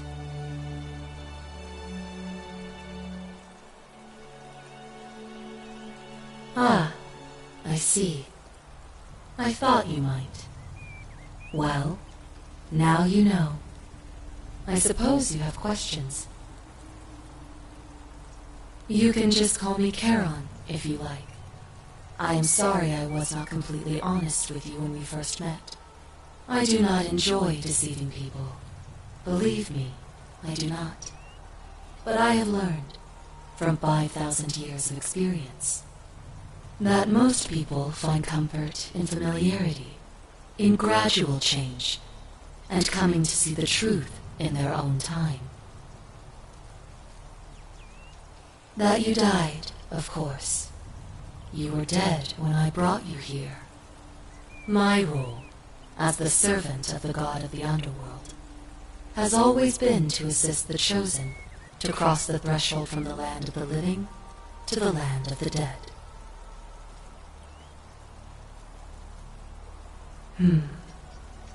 Usually, when people do not remember how they died, it is because they suffered a terrible trauma. Most souls would rather not remember. Ask yourself honestly, do you really want to know? As you wish. You were murdered. You made a purchase in a marketplace, and the change you received was, by mistake, a single silver coin of ancient origin. You were seen inspecting it, and soon after, you were set upon by 2 thieves. The shopkeeper who had given you the coin saw the scuffle break out and leapt to your aid. You both fought bravely, but your assailants were armed, and you were not. There was nothing you or your ally could have done. He died instantly at the scene, and you followed a few hours later. That man's name was Al Worth. You were each in possession of a sacred coin, called Charon's Opal by some, and so it was my duty to bring you here.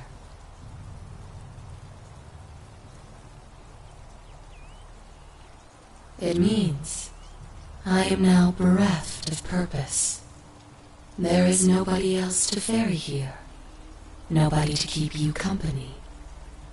After 5,000 years, the underworld has finally run its course.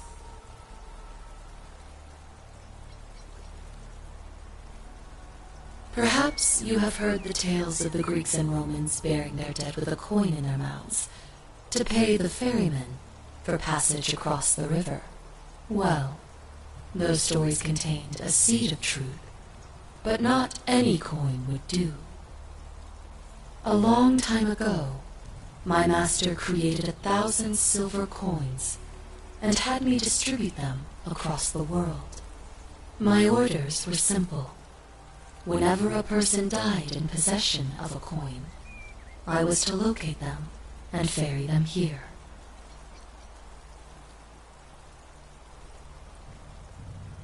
It means I am now bereft of purpose. There is nobody else to ferry here, nobody to keep you company. After 5,000 years, the underworld has finally run its course. I see no point in keeping you here, but I have to ask one thing. That you keep this to yourself. Look! Here comes Al now. Al! It's so good to see you. You were gone so long I thought I'd never see you again.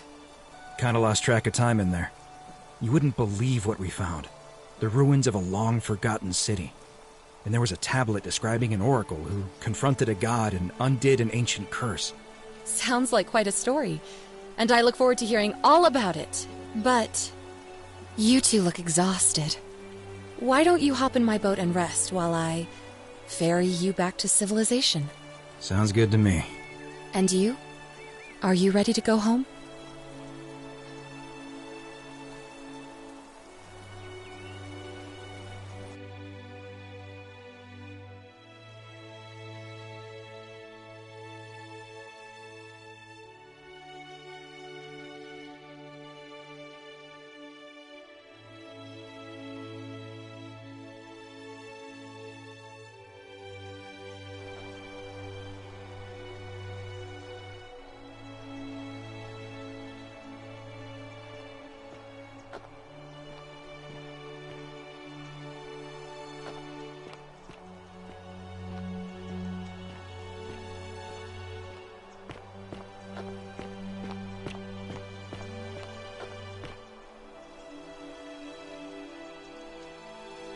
Hey, you made it. It's great to see you again. After everything you've been through, I thought you might appreciate some good news. So after we got back to the real world, I started doing some research into the people mentioned in Galerius's tablet, and I found something strange. I'm sorry I've been so cryptic. I've been dying to tell you. I just really wanted you to see this for yourself. Why don't you head on down there? I'll catch up with you at the other end.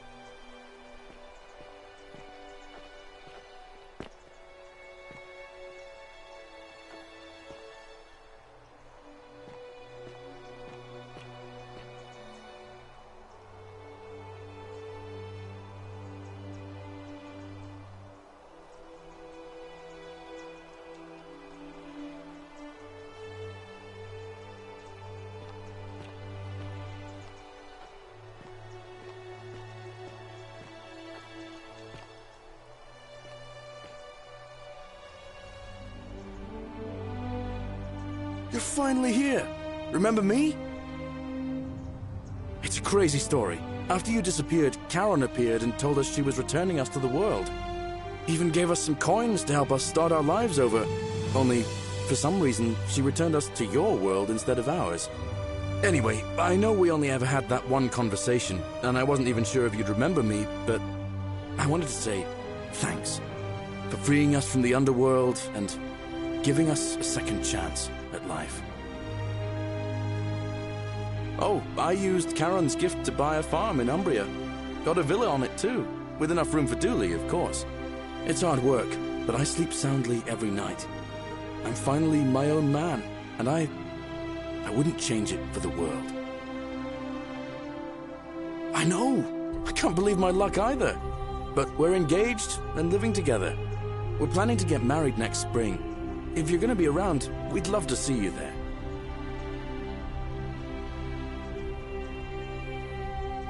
Of course, there's a whole museum full of people waiting for a chance to thank you, so you better keep moving.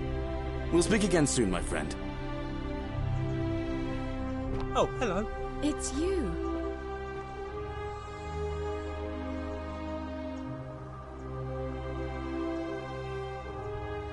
You're here. It's lovely to finally meet you. There she Galerius is. told me all about you. So, you're the hero who somehow vanquished the last of the Roman gods. As I'm a priestess, you realize you've put me out of work. I'm just teasing. Actually, and it still feels a little sacrilegious to say this, I'm finding life after religion quite enjoyable.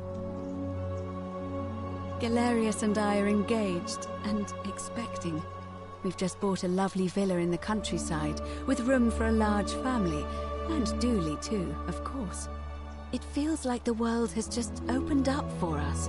There's so much to learn, and so many more possibilities for our children than we ever imagined. We're just so thankful for what you did for us, for all of us. Oh, it's sweet of you to ask. She recovered nicely. In fact, she's here somewhere, if you'd like to ask her yourself. See you at the wedding, I hope.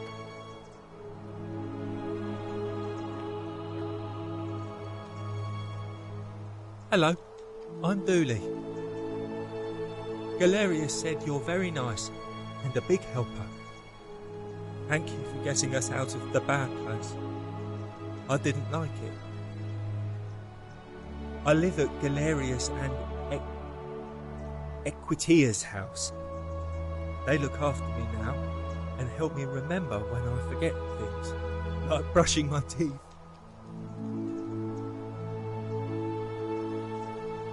Treasure? Oh, I forgot about that. I like my box now. Galerius got me a box that tells stories. It's my favourite thing.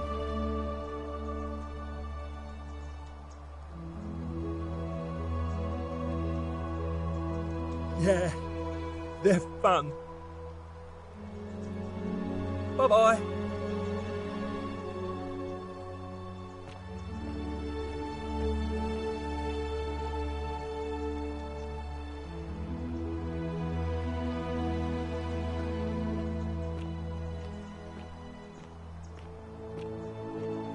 Hi there.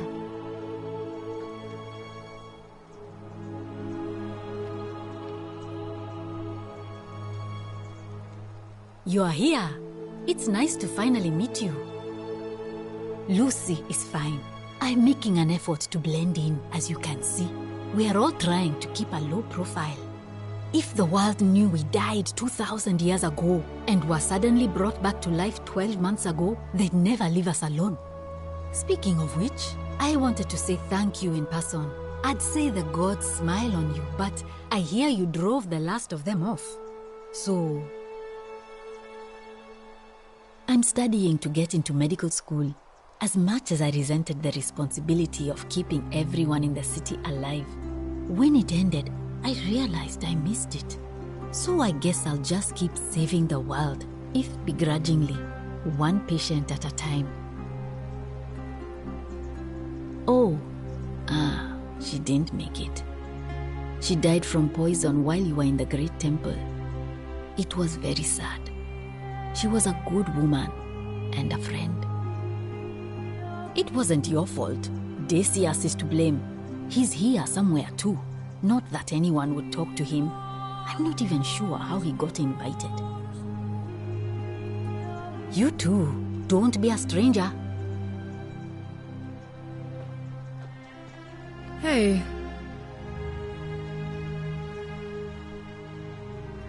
Hi there, I'm Horatius. I understand we have you to thank for giving us a second chance at life, and reuniting Scintilla with us as well. So, thank you. I'm living up north and studying in the military academy in Modena. I'm going to be an officer one day. The world's changed a lot, but some things stay the same. Would you believe we're still studying military tactics from my time? Alexander the Great, Caesar, Hannibal Barca. Still, I have to keep challenging myself to let go of old ways of thinking and embrace the new. As Seneca wrote, the ones who pioneered our paths aren't our masters, but our guides. Ah, you remembered that. Thank you. I grieved for a time, but that's done. In the words of Epictetus, as those who rode behind triumphant generals remind them they are mortal, remind yourself your precious one isn't one of your possessions, but something given for now, not forever. Thanks. Oh, and I don't know if you've heard, but a few of us are going for drinks later. It'd be nice to, chat with you some more. Great. He's not my... Oh, I see what you did there. Good one. He had more trouble adapting than most. He got himself disqualified from the UFC, so he started some kind of underground blood sport tournament, like we had in Rome. Suppose it appealed to people's baser instincts. And they say he made some good coin, killing a bunch of men like that. But his luck finally ran out, and his life along with it. You know what they say.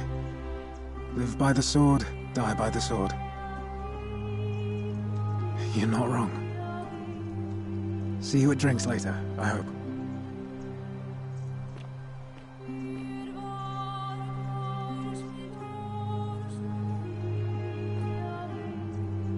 I take it you're the Oracle. Thanks for coming. Actually, I changed my name to Cynthia. I didn't want to be associated with Sentius after what happened. I'm not sure if you heard, but after you drove Pluto off, Proserpina emerged from the Great Temple. She knew right away what none of us had figured out about that psychopath. He'd been keeping my little sister locked up in the upper cistern all that time. But he's been dealt with. He's... you know what? The important thing is, we'll never see him again. Anything I want. I'm a woman of means in a vast new world. I can go wherever and do whatever I please. Of course, I mostly just stay in my villa and have my servant Alexa summon things for me, because it's just awful out there. Barbarians everywhere. He's still there, all alone, the last golden statue in the underworld. Trapped in a metal shell, slowly losing his mind until the end of time. Eternal torment. Just what he deserves, if you ask me.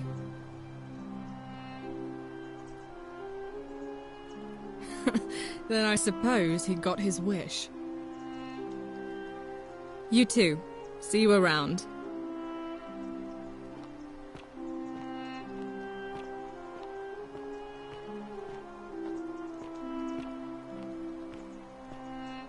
Greetings.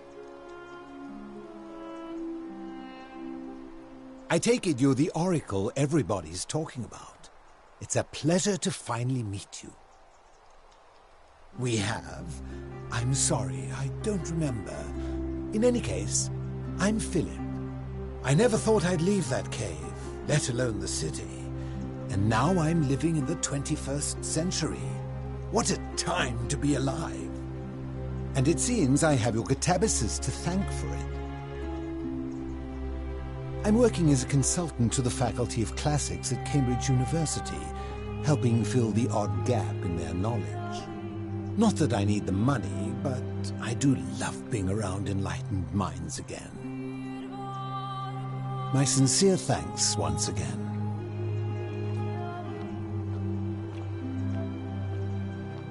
Magnificent museum, is it not?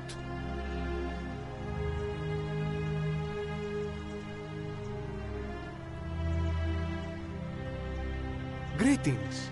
You must be the legendary oracle. It is a sincere privilege to finally make your acquaintance. I am Georgius. I am told we have you to thank for freeing us from Hades, and for that I am most grateful. I am reacquainting myself with Greece.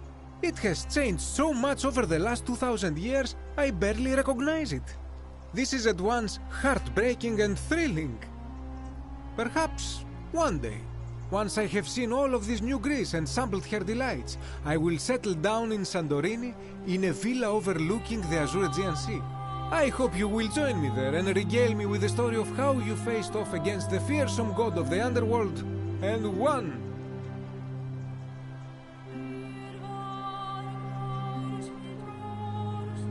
Ah, the poor sweet thing perished in a shrine collapse before the rest of us were saved. It is the one regret I have in all this.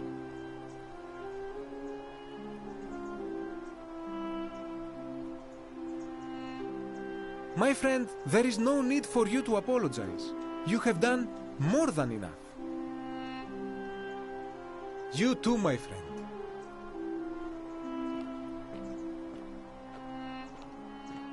Good evening. Hello there.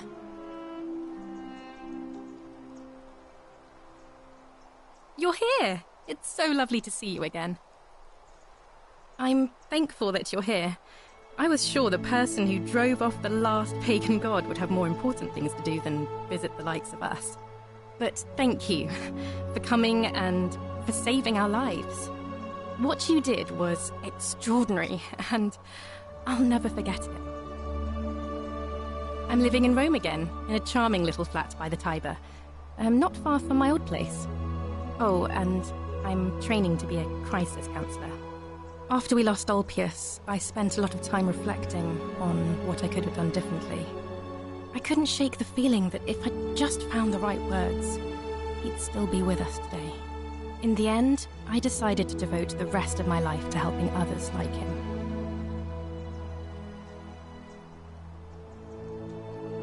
Thank you. That means a lot. And you.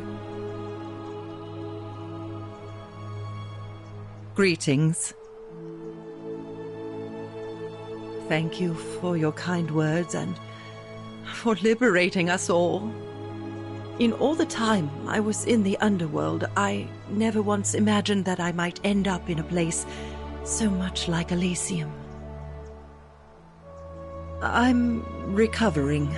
Octavia was kind enough to let me stay with her for a while, at least until I'm well enough to be independent again. She still talks fondly of you. Ah, you remember that. I'm a little tired of Ovid, but that's all right. I have 2,000 years' worth of poetry to catch up on now. I'm already up to the 19th century, and am quite enjoying the work of a fellow named Poe. I think I may have found a kindred spirit. Men have called me mad, but the question is not yet settled whether madness is or is not the loftiest intelligence.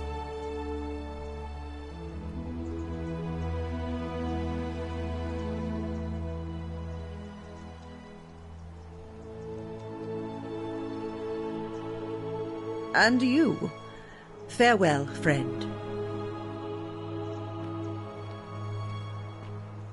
Some soiree, innit?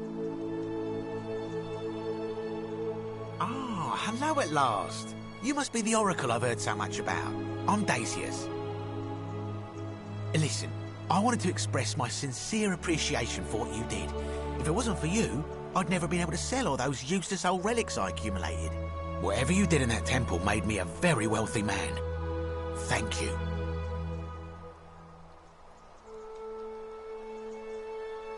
Such acerbic wit. I love it. I took the money I made from selling my trinkets and started investing in the stock market. That's where the real money is now. In fact, I was hoping to ask your advice, you being the oracle and future seer and all that, on which stocks I should invest in next. I can't decide between fossil fuels, tobacco, gambling and arms. What would you recommend?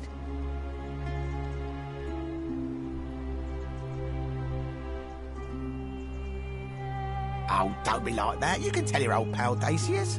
I won't take no for an answer.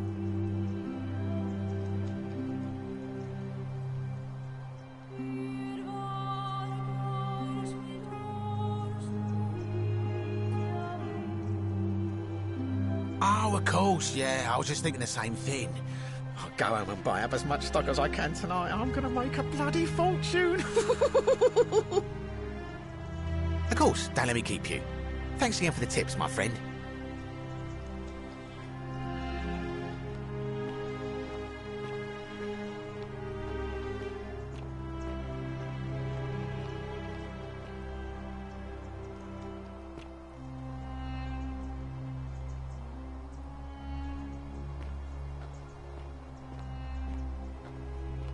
What is up? It is an honor to finally meet you, Oracle. You know my name? Oh, of course. You are an Oracle. You know many things. I too would like to offer my thanks for releasing us from that place and for your role in bringing us here. This world is truly wondrous. For a time, I returned to Alexandria, but they have no need of another fisherman, and I came to see there is nothing for me there. Instead, I have decided to follow the custom of your youths and backpack the world. It is a great adventure, and I have met many people from many cultures. I spent the first 25 years of my life avoiding the 42 sins that would deny me access to the afterlife. Now, I think it is time I had some fun. Indeed. Thank you, Oracle.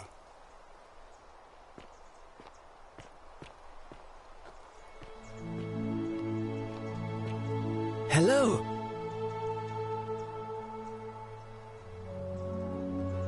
It's so nice to finally meet you. I've heard so much about you. I wanted to thank you personally for getting us out of there. I'm studying to be an architect again and living in a beautiful flat in Rotterdam, just down the river from Nijmegen, where I grew up. Of course, it's improved immensely since I was there last.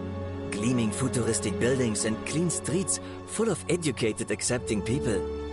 You natives of the 21st century have no idea how fortunate you are. You too.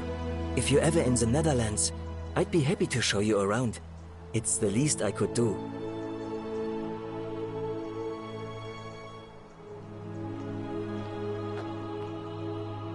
Hello there. Oh, I go by Gabriella now. I didn't want to be reminded of that monster every time I heard my own name. After you drove Pluto off, Proserpina came and released me, and that monster got what was coming to him.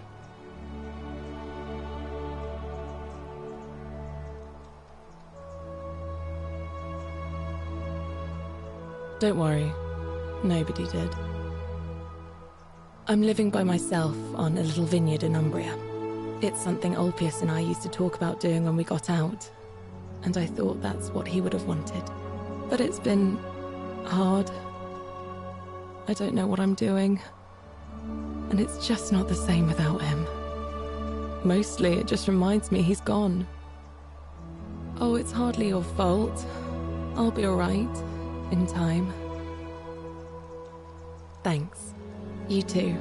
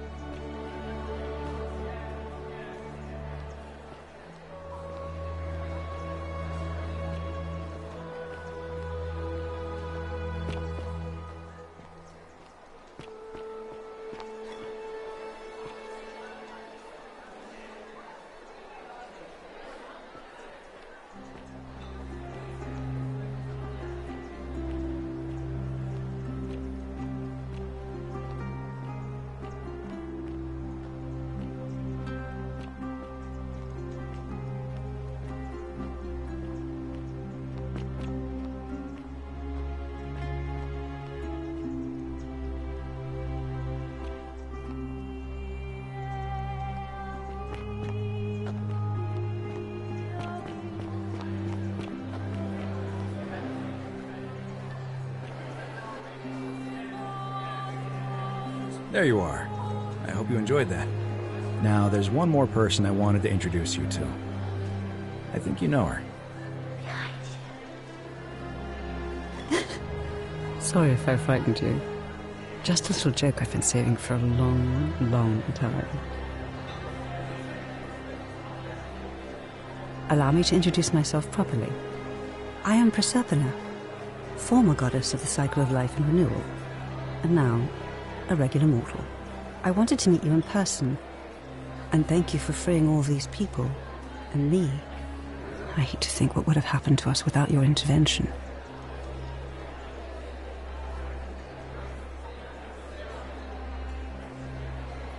I did. I may have given up my immortality, but I still retain my gifts as the goddess of the cycle of life and renewal.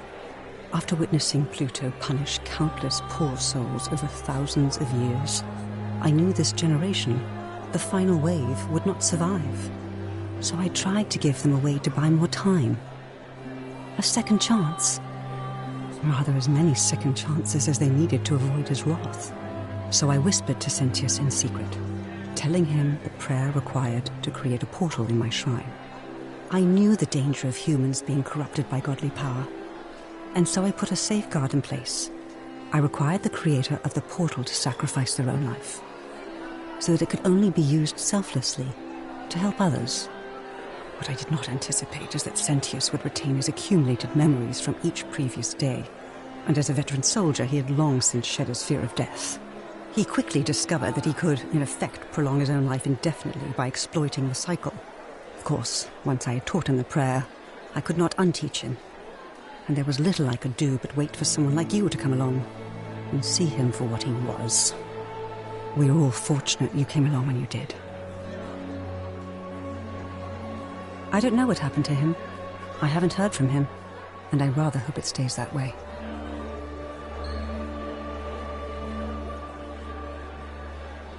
Indeed. Suffice it to say that while Pluto was controlling the eyes and ears of each golden statue, I was able to control their tongues. and whisper to you when he was distracted. I am sorry my messages were so cryptic. There were only ever brief windows in which I could speak to you without being detected.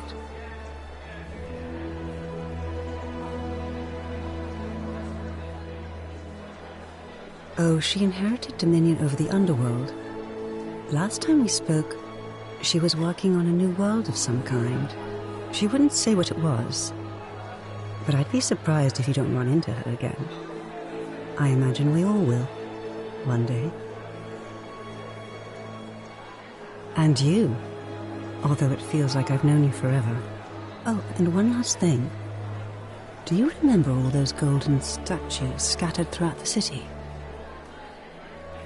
Good, because they remember you. Well done, my friend. Of all the heroes who ever journeyed to the underworld and returned, none came close to achieving what you did. Hercules, Orpheus, Theseus, and Aeneas would be proud.